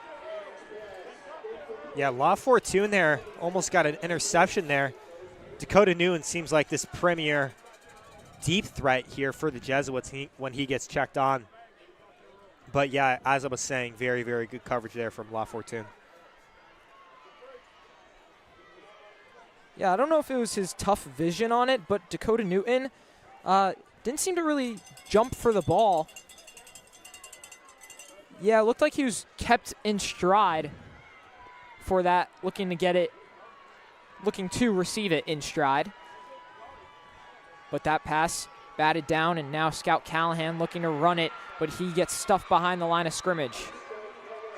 Forward progress will put him at the 50-yard line and make it a 3rd and 12 for the Jesuits. Yeah, very unfortunate for Scout Callahan. I mean, he's been getting, it's not even his fault. He's been getting, the West Haven defensive line is just able to completely read the play and just take him down. Definitely could have had a lot more very big rushes if it wasn't for that fact. Robbie Manning on 3rd and long. Going to his right. Lombardo's his lead blocker, lays out a man. Looking downfield, looking over to the sideline, and has to throw it incomplete, but a late hit is going to draw a flag. And another one! Kadir Dembele. That is not what you want to do. That's Campella and Dembele. Dembele just went completely over that ref, had some words to say to him, and the ref had none of it. They just threw that flag, and that's going to bring the Jesuits from a very ugly position to a very good one at that. Yeah, Dembele still visibly upset after that call. Might see a replay of this. Yeah, we'll see. Robbie Manning directing traffic. That late hit. And that's Capella's second penalty in the same exact spot.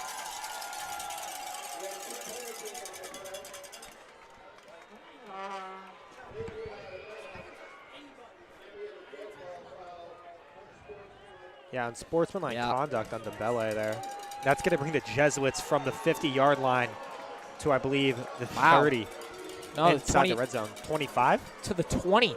Combined 30 yards. Yeah, never mind. A combined 30 yards in those penalties. And if you're the West Haven coaching staff, you are not happy with that. Yeah, I mean, that was probably worst case scenario there. Yeah. Even if they had that late hit, still a 10-yard penalty, still 4th down, 4th and 3, having the Jesuits in an ugly spot, but just making bad mistakes like that. Not what you want. Manning now in much better field position here on 1st down, gives it to Lombardo. Lombardo looking to bounce to his left, to the outside, maybe gets one there. Yeah, he tried to get some gaps there. Didn't have a whole lot of blocking there, as there was one blocker, but there were 2 other people that spawned in out of nowhere and just completely took him out.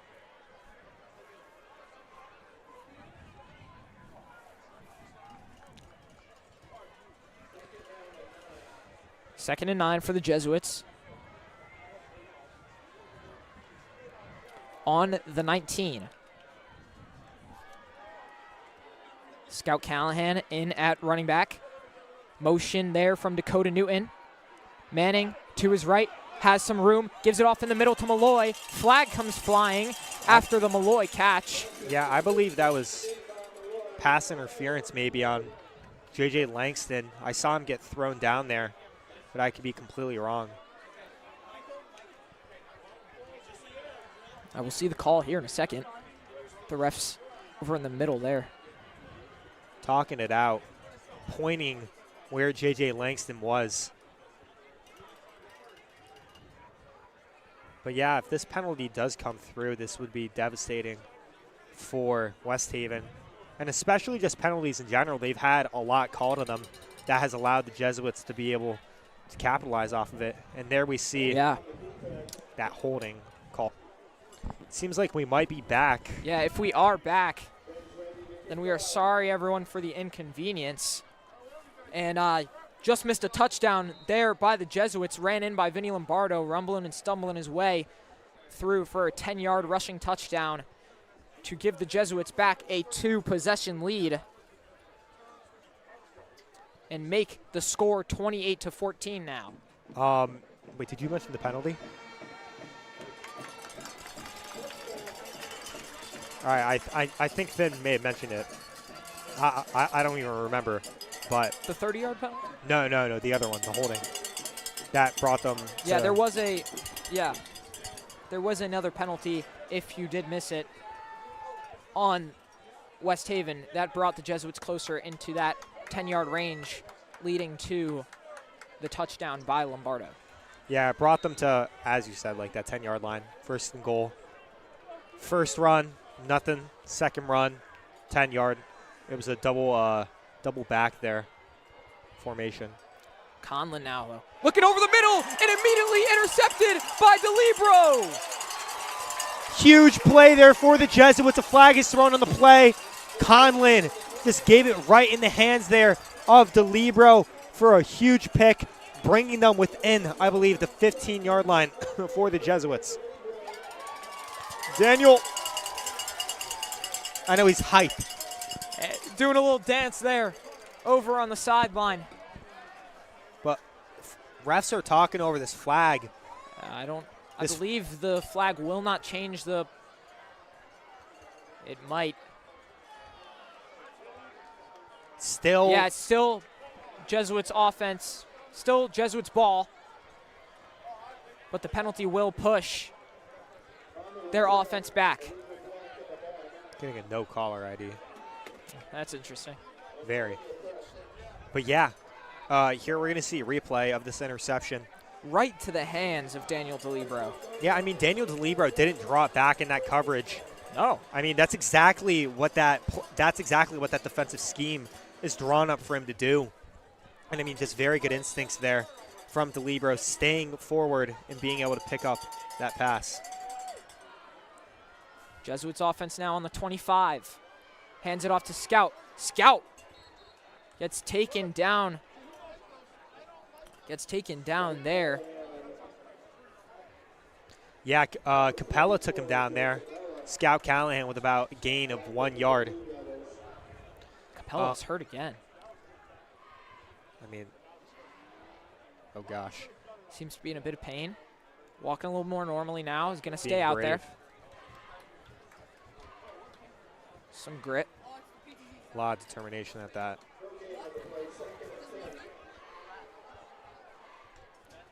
Second and 10 here for the Jesuits, still on the 25, just outside of the red zone.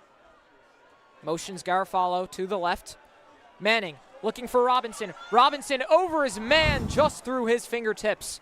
Good coverage there from Corian Harris. Yeah, Corian Harris has stayed on the inside there, tracking the ball and putting his hand on the hip of Kyler, not to lose him. Very good coverage, as you said. Yeah, Harris has played some great coverage all game against Kyler, not really allowed him to get much so far today. Yeah, and I mean, he's very shifty. He can keep up with the speed of Kyler. So, I mean, it's huge. Haven't mentioned it, but the Laurelton cheerleaders are here as well. I actually can't speak. Laurelton cheerleaders are here. Introduced at the beginning of the season, but always like to point it out every stream.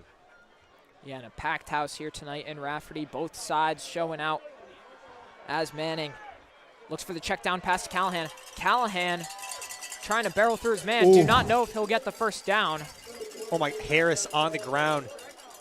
Scout, huge hit. The boom was laid on him.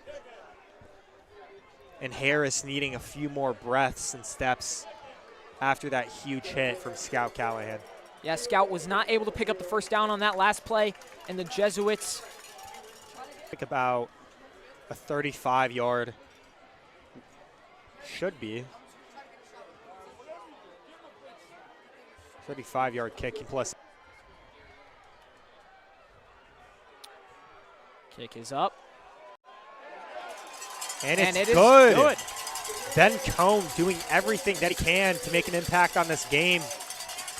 And I believe if I was just doing my math right in my head, Ben Cornelius would have 13 points today. Yeah, seems right. Yeah. How many fantasy points do you think he'd have?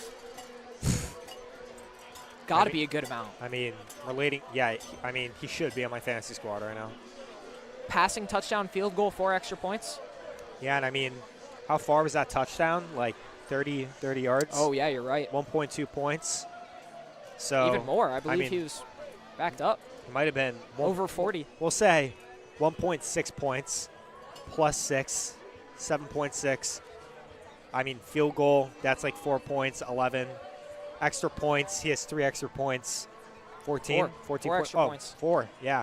15.6 maybe? Wow. Pretty good day for Ben Cornelius so far. As he's now set up to kick it away. Running back coach talking to both Lombardo and Callahan.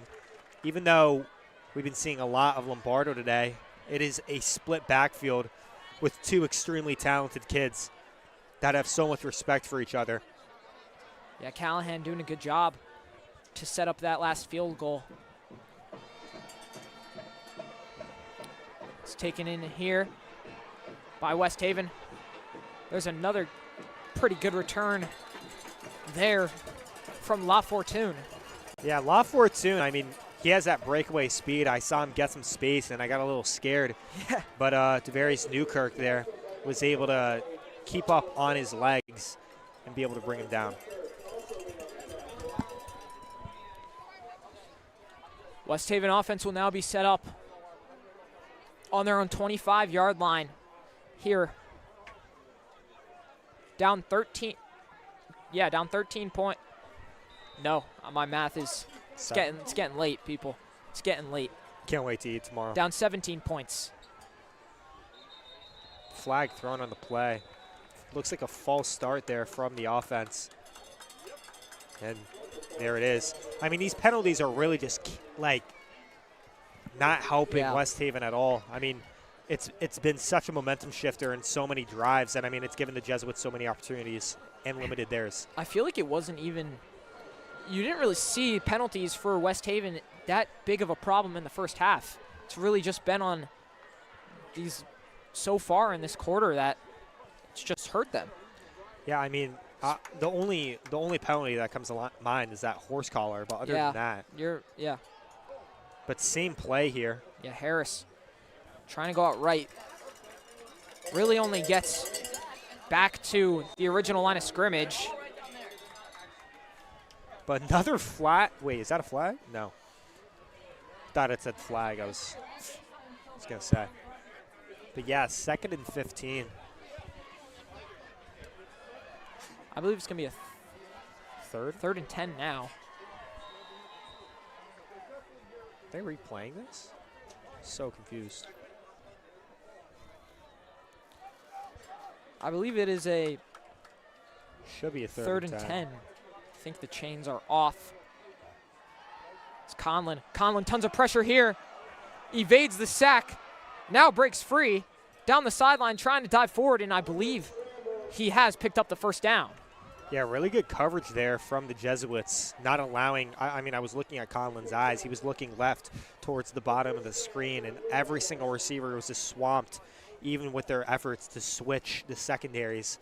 So Conlon, using his really good IQ, was able to scramble and get to the 35-yard line.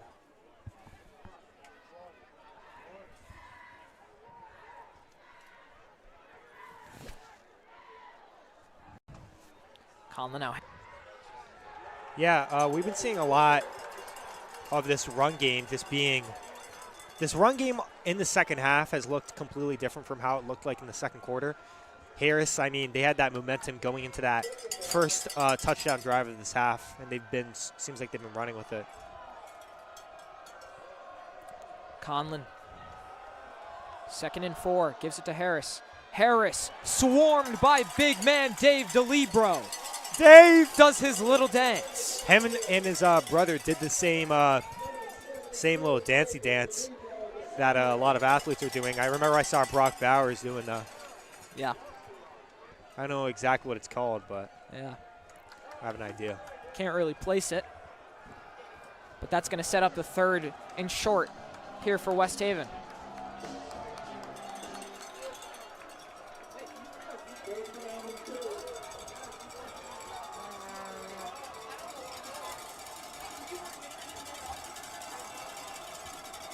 Motions Hannons to his left, looking over, and it's dropped by La Fortune.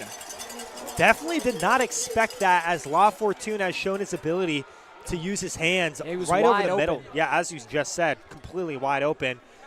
And it looked like a really good pass there from Conlon to La Fortune. Huge loss there for West Haven.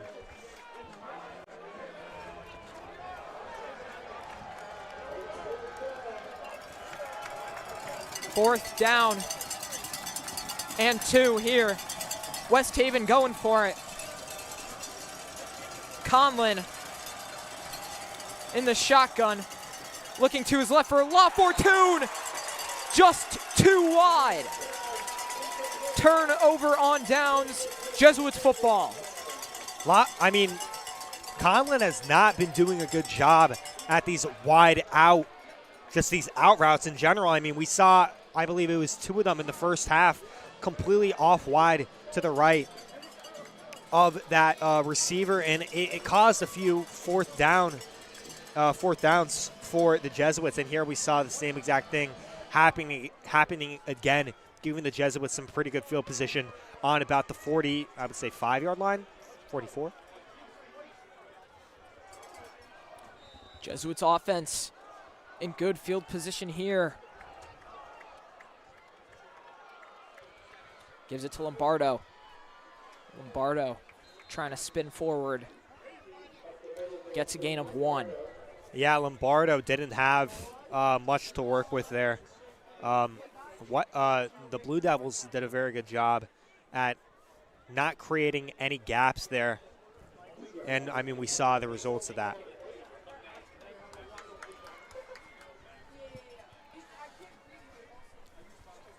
Still very good field position here for the Jesuits on 2nd down. Be interesting to see what they decide here. Still with the 2 running back option. Malloy and Robinson towards the bottom of your screen. Hands it off again to Lombardo. Lombardo trying to cut back up the middle after going to his right, and gets a gain of 3.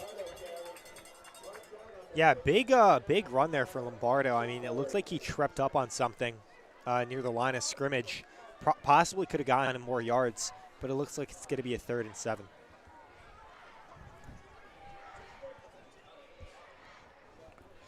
Still out of field goal territory for the Jesuits. It would be a 58-yarder right now. So going to want to get some of that extra yardage so they can at least get some points on the board on this drive if they don't get it. Dakota Newton on the field now. Expect a throw here from the Jesuits offense. I mean, looks like the horn. I mean, what was that?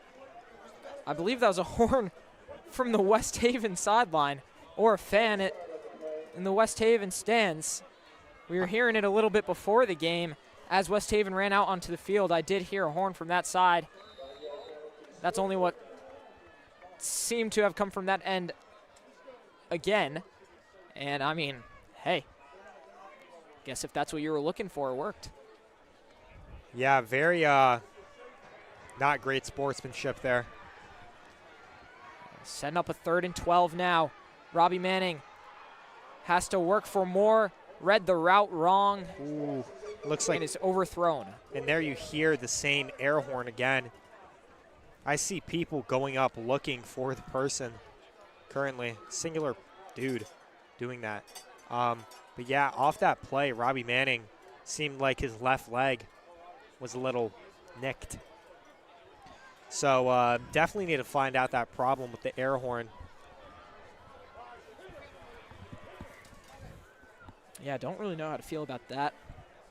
Like you said, Tommy, maybe a little bit of unsportsmanlike, but game goes on. Really good kick. And the kick will go into the end zone for a touchback. 20-yard line for West Haven. Still up 17. Jesuits 31-14. 1:41 left in this third quarter. About to be in the second half of the second half soon. Finn, so far, how do you think West Haven has adapted to this Jesuits defense? I mean,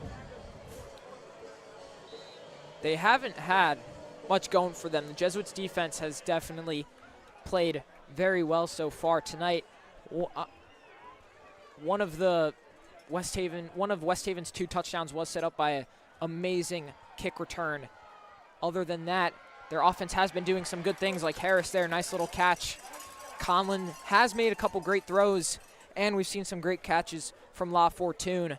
But recently, in this second half and towards the end of the second quarter, you've seen a lot of mistakes from this West Haven offense, which has not helped them in this game and pushed the lead, helped the Jesuits push their lead even further.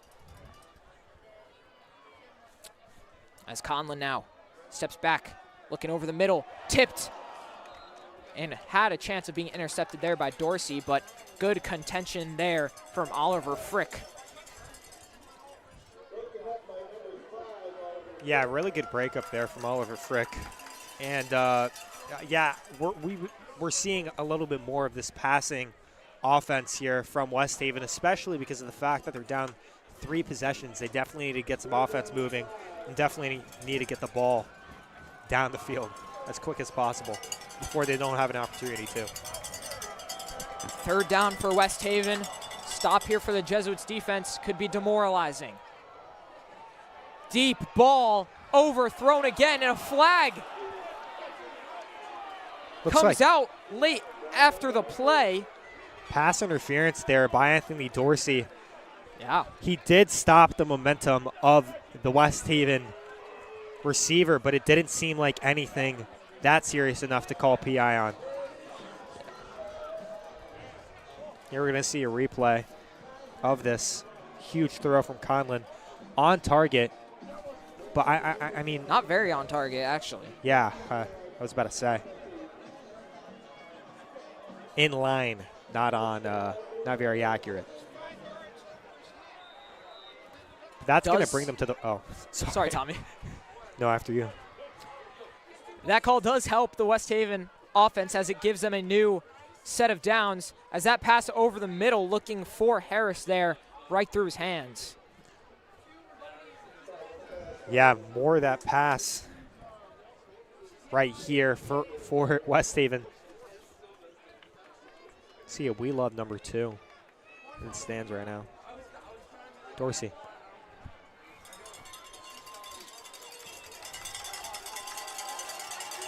Second and 10 for West Haven on their own 40-yard line. Conlon dropping back. Pressure there from Ryan Murray. Conlon going to use his feet. Goes out of bounds at the 49-yard line. Yeah, Conlon's been using a lot of his legs so far in this game. And, I mean, it's helped him out a lot. With that threat of Harris, I mean, and be able to get a lot of gains. Conlon, earlier in the game, made some great passes. We see he has a great arm and can move the ball, just has not made that pinpoint pass in these recent drives. Yeah, and I mean, granted, right there, especially going along with your point, there was nobody open, genuinely. Yeah.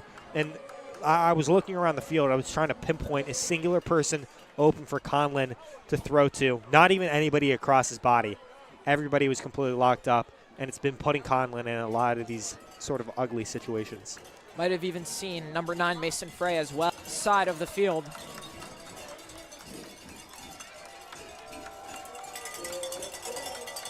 Fourth down and 1. Jesuits looking to pack the line here. Conlon looking to take it forward, gets the first down and goes down after that. Yeah, good first down conversion there for Conlon. Yeah, smart play to just go down, not force anything too much. Yeah, definitely. And I mean, he's been doing a very good job the entire game by doing that. And that's going to bring them inside Jesuits territory. 30 seconds left in this third quarter. Yeah, time winding down here.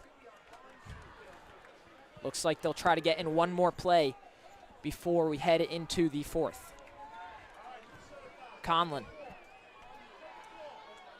with Harris. On first down, Conlon looking downfield again. Gets tracked down by Tavarius Newkirk and sacked. Huge play there from the Jesuits defense. Tavarius Newkirk, number 0, the junior, getting that crucial sack on Nick Conlon. Very good play there. Again, great coverage there from the Jesuits, allowing Newkirk to get that space, to get that feel, and to be able to sack him. Yeah, big play for the Jesuits to end the third there and head into the last 15 minutes of tonight's game.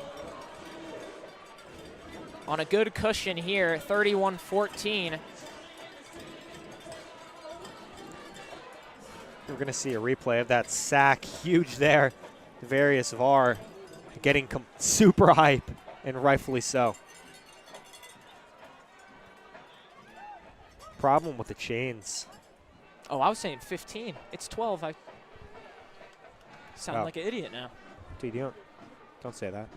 Thanks, man.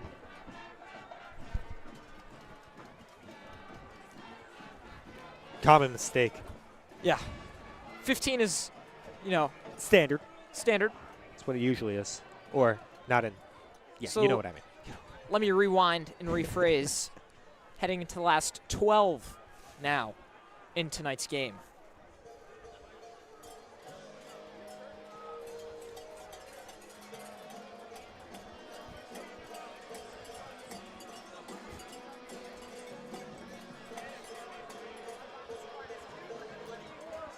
That sack by Tavarius Newkirk now sets West Haven up with a 2nd and 14. Back in their own zone. Little screen pass there to Harris. Harris, maybe with some room, tackled there by Sam Barrett. Yeah, over by the 45-yard line. Yeah, very good coverage. I've been saying it a whole lot on this drive. The Jesuits have been doing a very good job at minimizing potential very big gains. You see it there. Harris with that, using his speed and almost beat his man there. But Sam Barrett's just able to get a very good tackle and limit it to 3rd and 7.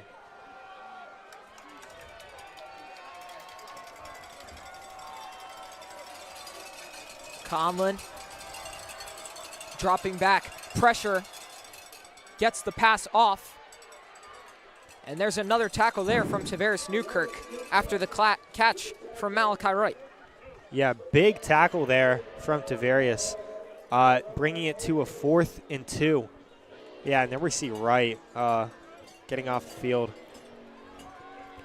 Checking on, I believe they're going for it here. 4th and 2, it looks like, for this Blue Devils offense. Yeah, we saw them convert their last 4th down after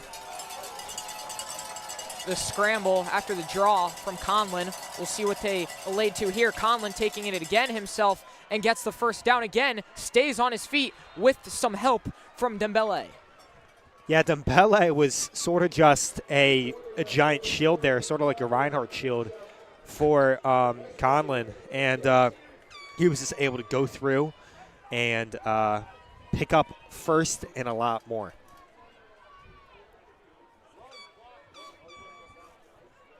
That first down gets West Haven to the Jesuits 30.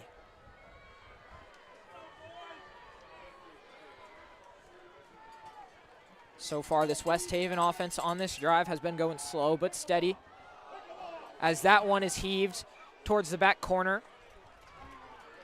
Yeah, very good coverage there from Oliver Frick, keeping his head on the ball, hand on the receiver.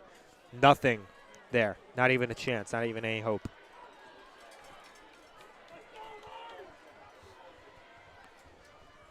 That incompletion now will bring up a second down.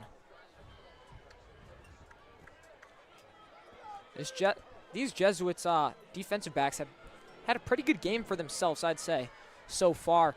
We've been saying Frick, Barrett, Newkirk. We've been saying their names a lot tonight.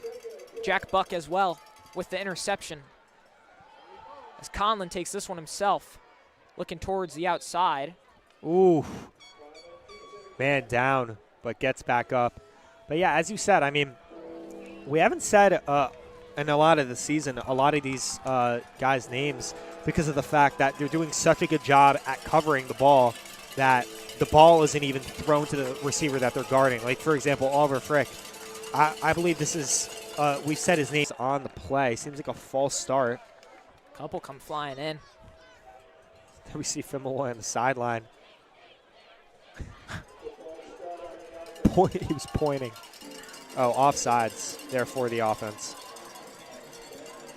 That's not what you want. There it is. Like we said, Tommy, another flag hurting this West Haven team, as that's going to push them further back on this third down attempt. 3rd and 12 will be the mark. See what Conlon can do here. Dropping back, goes to his right. Ryan Murray with a ton of pressure, a lot of speed as well. Forces Conlon to throw it out of bounds, but good, not without some good sportsmanship there. Murray helping Conlon back up to his feet. Yeah, that's absolutely utterly terrifying to see Ryan Murray just hauling it to just take you down. I mean, I saw Colin like do a few triple takes, looking back, being like, is he still there? Is he still there? Like the Grim Reaper. Oh, but he was there. He was there all right. And that led to no gain there. Seems like they're staying on the field. Sort of have to force something here. 4th and 12. Ryan Murray, the Grim Reaper dressed in red. 4th and 12 now. And here we see Kingston Snape. Do they have any magic in them? Right. Looking for some room. Gets a couple blocks and gets the first down. I mean, they did have some magic. They did have some magic. Wow. Tons of blockers there for Wright. Able to get, a huge first down for West Haven. I mean, it was looking very grim.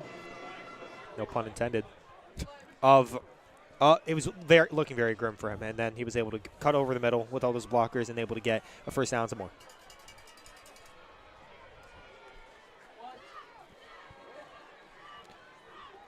Yeah, there's that replay. Little check down pass to Wright, and he just uses his shiftiness and skills with the help of a couple of blocks as well to get the first down. Another pass is tipped and intercepted. Oh my gosh. Anthony Dorsey with the interception after the tip huge from Oliver Frick. Huge play there. Tamian Thompson wanted the pass to go to him. He put out his hand, but it was actually intended for Wright there, and that gets tipped up. And here we're going to see this right here. Look, Thompson tips it again for La Fortune, and it's intercepted there by Anthony Dorsey. And it looks like that West Haven magic fizzled out after that last 4th down conversion. Player down as well. I would say it's La Fortune. It is La Fortune. But yeah, huge play there, huge defensive effort there for the Jesuits. La Fortune, if you might have even seen it on the last replay, staying down after that interception, but gets back up, hobbling off the field. At least it's good to see that he can get off on his own. Facts. But yeah, it's still up 17 in this second half. 9:20 left in this 4th quarter. Jesuits have the ball, looking very promising for them. Right about now, if I was watching Red Zone, I would see a win probability for the Jesuits, and I believe it would be pretty high as they are up 17. But yeah, on this 15-yard line, we're going to see what they can do. Flags come flying once again. Offsides. Oh, false start. Flags have really picked up in the second half.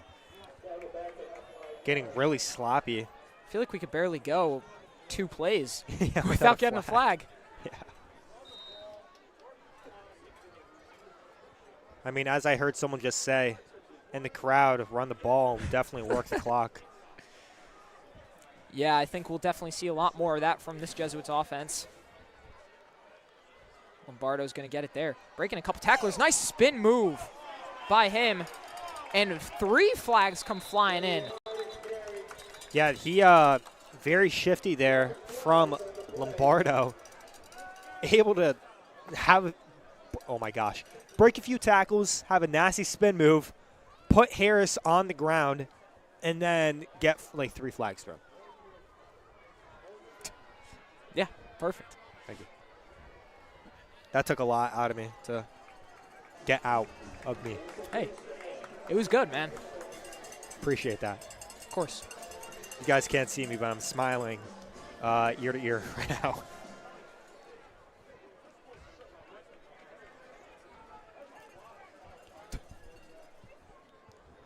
Someone just said it with their head cracked. Yeah, someone said something about a tennis racket. We're going to disregard it as the Jesuits are going to set up with a new set of downs. This time they are on their own 22. Yeah, that flag was huge for the Jesuits. Bring them to this first down.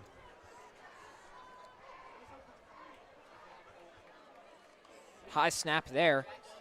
Nice handle. And now Lombardo making a couple moves. Gets pushed forward for the first down. Now Lombardo getting a little scuffle there on the field.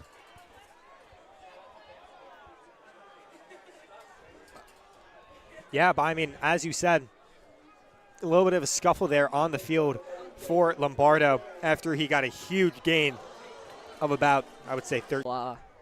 Couple calls. Not necessarily in a great way, too. Yeah. He's been the cause of numerous some misfortune penalties. For the Blue Devils. Yeah, definitely. We see a John Morris in there. Hey, we do see John Morris. I believe John Morris has been in there the last couple plays. He's been the lead blocker for Lombardo. As this time Manning's going to drop back. Gets a nice... Thought he might have had some room, but pressure comes in. It's like holding, flag in the play. Holding offense. That's going to bring them back. We're going to see a replay of that run from Lombardo. A couple plays ago. And that time, Harris stayed up.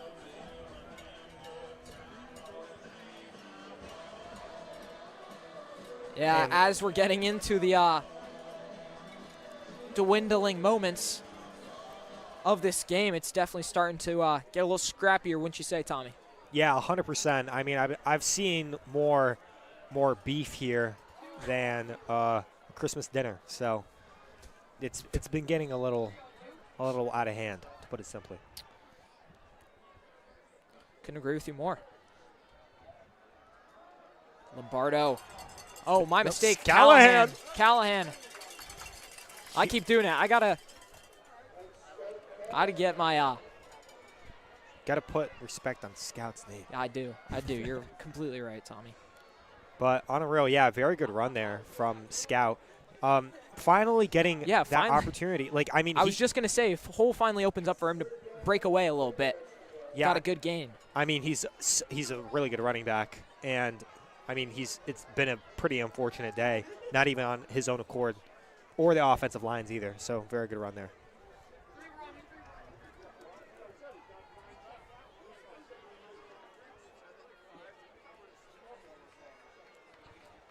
On third down, dropping back, trying to leave it for Callahan, but just off of his hands. Yeah, that drive there got about 3 minutes off the clock for the Jesuits. Seems like they're going to be punting this one with Ben Cohn back there. Definitely going to see this boot of his be shown off.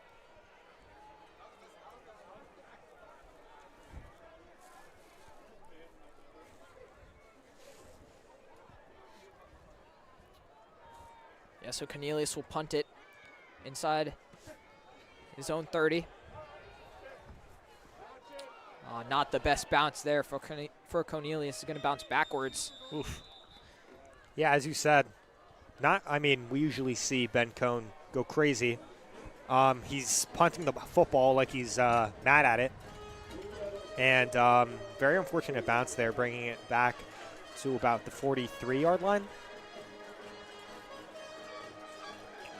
Yeah.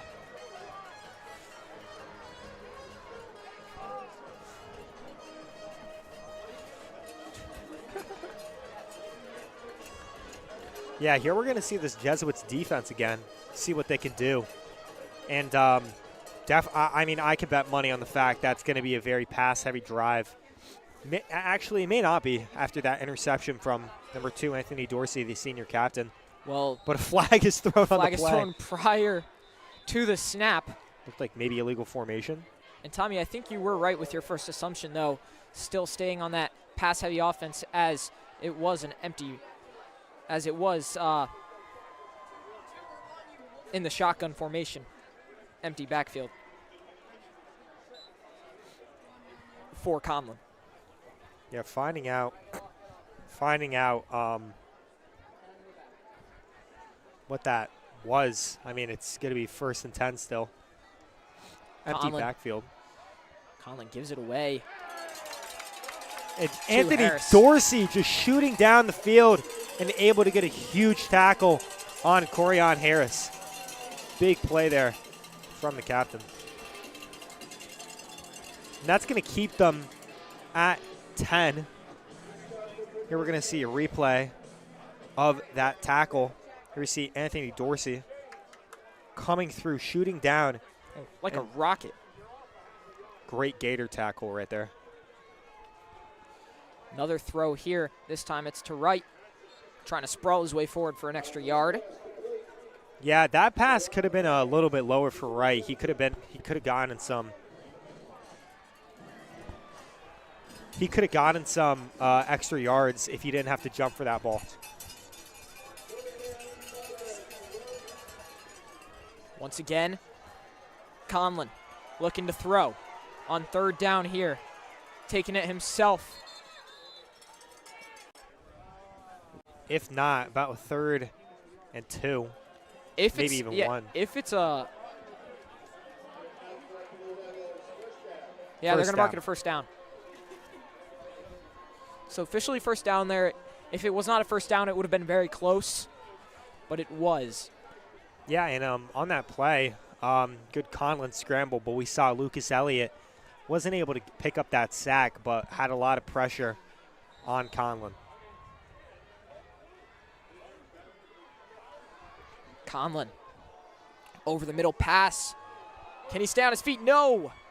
La Fortune can't stay on his feet, but makes the great catch over the middle to move the chains once again. West Haven offense might be too little too late, but starting to heat up. Yeah, doing a very good job with that empty backfield. Catching the Jesuits off guard. Conlon, another quick pass there to Thompson. John Morris there with that tackle, bringing it to about a 2nd and 5, maybe a 2nd and 4.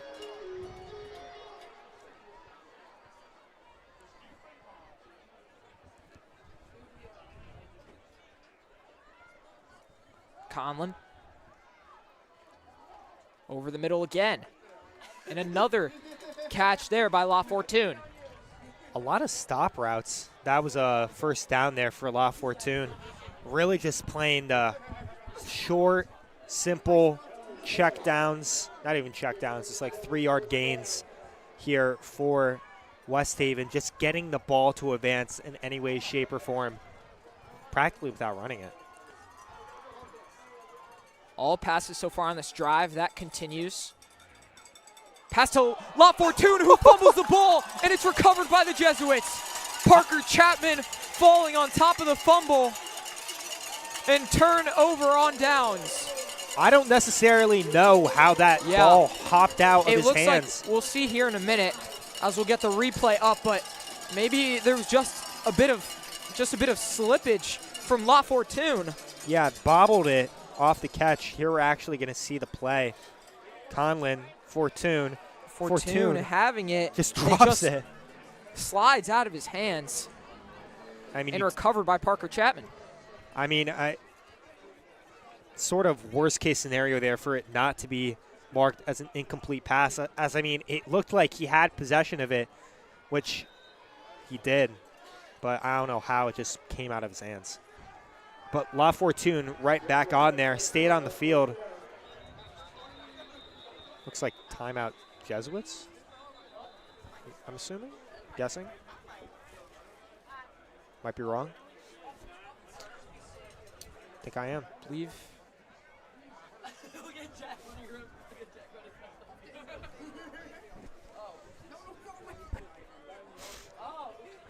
Talking it over. Oh, man down, excuse me. Very rude of I. Oh. Didn't even notice. Yeah, me neither. Looks like just cramp. Yeah, it looks like to be a cramp. Hope he's all right. Can't see who it is out there. But we hope whoever it is good.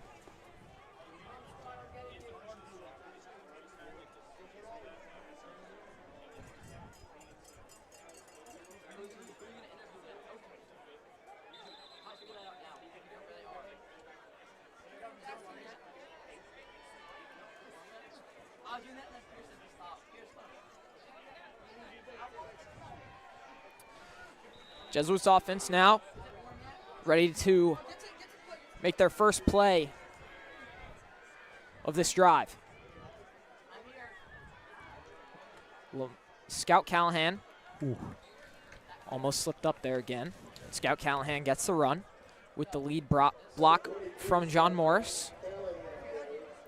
Yeah, it looked like a little bit of an ugly hit, so I'm very happy that Scout is all good.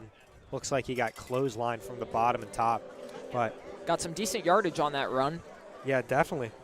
Gain of 5 from Callahan.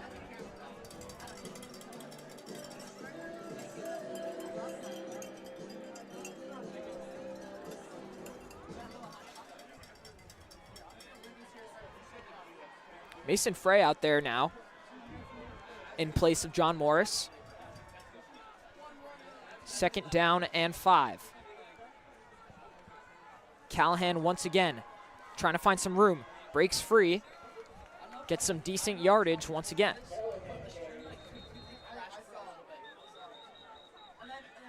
Timeout by West Haven.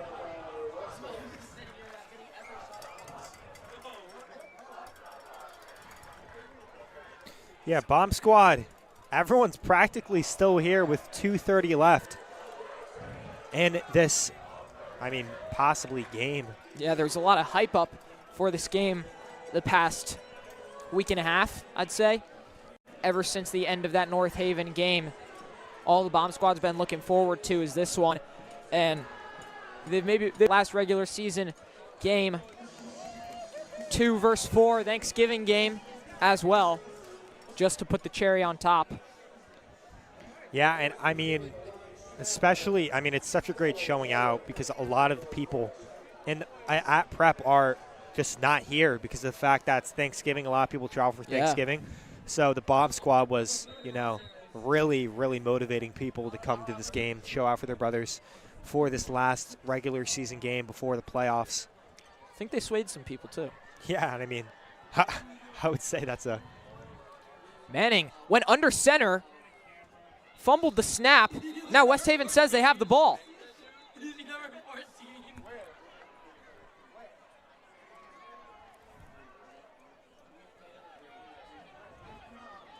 Manning coming off. Was recovered by Prep. Man down.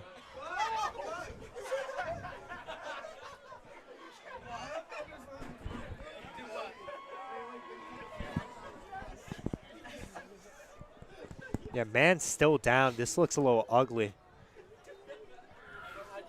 Not what you want to see as this game is winding down.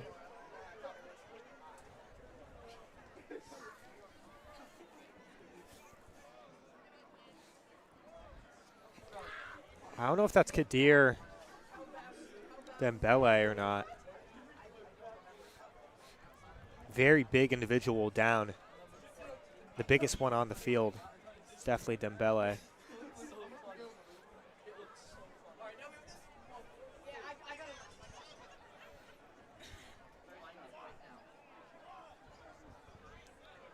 Yeah, but so far, Jesuits have been doing a very good job offensively and defensively against, I mean, such an anticipated matchup, as you were saying.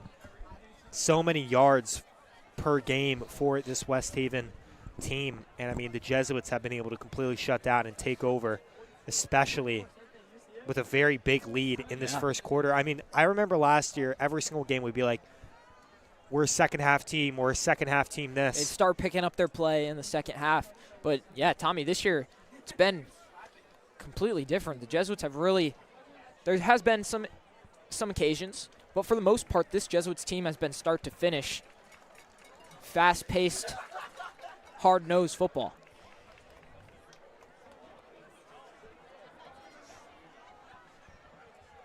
Yeah, I couldn't agree anymore. And, I mean, yeah – I mean, once you come out guns blazing in the first half, you don't have the need to go completely crazy during that second half, which is what we've seen the Jesuits do so many times on so many different occasions where they come back in that second half, which I believe the only comeback we've really had this season was that North Haven game, which the Jesuits were down at so many times, but came back. Set to punt it away now after the recovered fumble. PA announcer. Real slow. I mean, flags, timeouts. Dude, a lot of I'm just injuries. I'm looking at the crowd like so much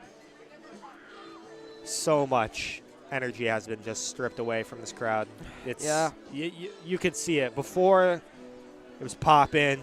Honestly speaking, it really is brick out. So I was feeling, really warm, with all the energy, like hyped, cheering with everybody, since I definitely was doing that. And then now it's like my feet are cold, and I can tell that it's not as hype as it was. The Jesuits have also just, now that we're under 2 minutes, have a 17-point lead, 3-possession lead.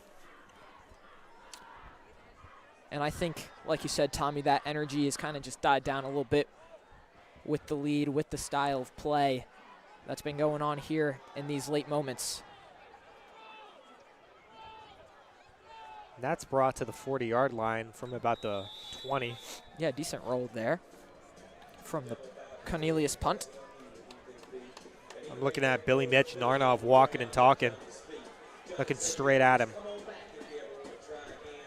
And some very peculiar tunes right now.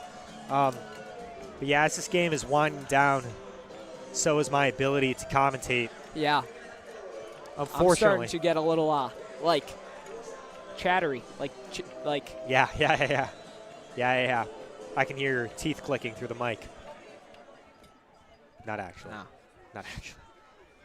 Just trolling. But Conlin, 1:46 left. 1:30 left in this fourth quarter. Need some hurry-up offense. Need to get some big plays here if West Haven wants to come back. Down 3 possessions, so they're going to need 3 possessions. Conlin to his left. Caught there by Thompson. Thompson still breaking free. Stays on his feet and is taken down there by number 34 of the Jesuits defense, Mason Carbone. Yeah, the Jesuits defense is putting a lot of the second line of their secondaries. Tommy, you mentioned it a minute ago, but the tunes are kind of been very different so far this game. It's been going along with the vibe here, to tonight in his last 4 minutes. They got a lot of different styles, something for everyone in Rafferty tonight, as there's a wide open man over the middle, tracked down by Parker Chapman. Touchdown. But it is recovered by La Fortune for the West Haven touchdown. Yeah, that could have been a ginormous play there for Parker Chapman, going in, stripping the ball from, I believe that was Wright or Thompson. I believe it was Thompson. Yeah, stripping the ball from Thompson, but La Fortune right on his backside, able to recover that fumble, get that touchdown, bring the lead down to 2 possessions. Here's the replay of that, Conlon. Pass over the middle. Parker Chapman, great tackle there, but great awareness as well from La Fortune. Top on that. Yeah, going for 2, as you guys may have just heard. 2-point attempt, a 2-point conversion will still leave it a 2-possession game, as the pass over the middle goes through everyone and is no good. Yeah, 31-20. They need to get a 2-point conversion and then at least a field goal if they want to tie up this game. Yeah, not having that 2-point conversion hit is a big blow to this West Haven offensive scheme campaign at that. But now the Jesuits have 1 minute and 3 seconds left. Gonna have to find some creative ways to wind down this clock. And Coach Helstern scolding his boys on what to do. Yeah, because not a touchdown, first down or 2 could end this game. Yeah, definitely. And I mean, they really need to focus on this kickoff. Most likely going to be an onside kick. Onside kick. I believe you are going to be right. I mean, with that assumption, Tommy. There's no reason why they wouldn't. Yeah. So, I mean, they have a lot of their big receivers. Yeah, no one sent back.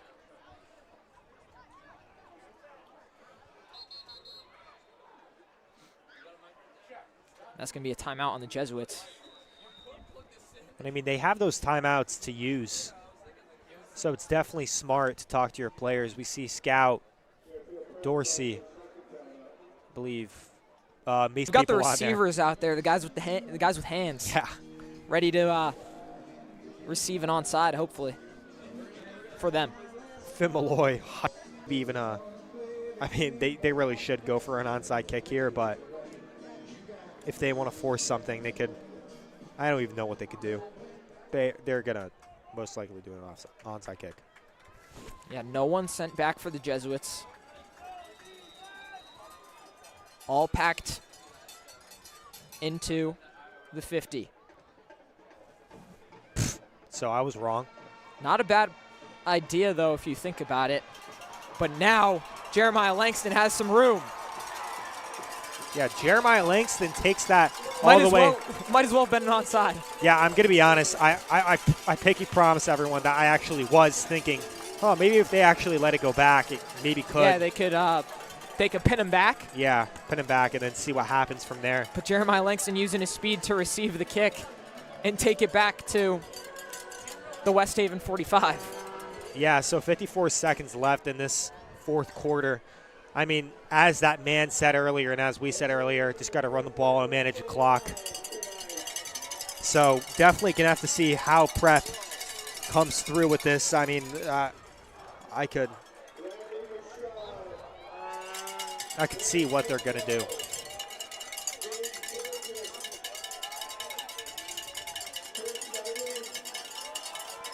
Yep. Talking it out, showing some love. I mean, this is practically over. For the seniors, last regular season home game for these seniors. And it's going to end with a win. 31-20 will be the final score here on Thanksgiving Eve here in Rafferty Stadium in favor of the Fairfield Prep Jesuits.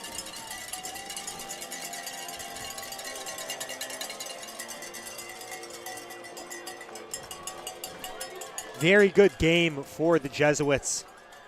All in all, great effort. Great showing from the bomb squad, great showing from the crowd, and just a very, very good game on every single aspect of the field. Special teams, Ben Cohn, crazy.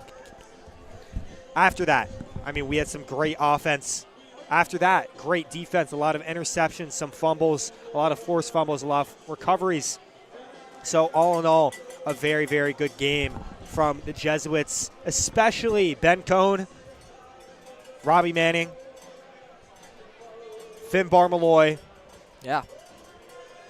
I mean, just to name a few. I feel like I'm just going to focus on those three. Especially, I got to give a shout out to the running backs, Vinny and Scout Callahan, doing a very good job at running the ball, and managing the clock. And I have one more shout out to add on to that. The defensive backs for the Jesuits tonight, making some great pass deflections, some key plays, and coming up big. Jack Buck with an interception earlier on tonight as well. And Anthony Dorsey as well with another interception. I was about to say. And I may be wrong, but I'm pretty sure this game hits pretty close to Dorsey, because I'm pretty sure he lives in West Haven. I swear he does. I may be wrong. But I know he has a lot of friends there at West Haven and a lot of people he knows. So this is a pretty big game for him, especially for him to show out as he did. I mean, I know that's going to mean a lot to him. As for us here tonight, that will be it. Thank you, everyone, for tuning in. And from me, Tommy, from all of us here in the booth, we wish you a happy Thanksgiving. And hopefully we'll see you for some playoff football. Good night, everyone.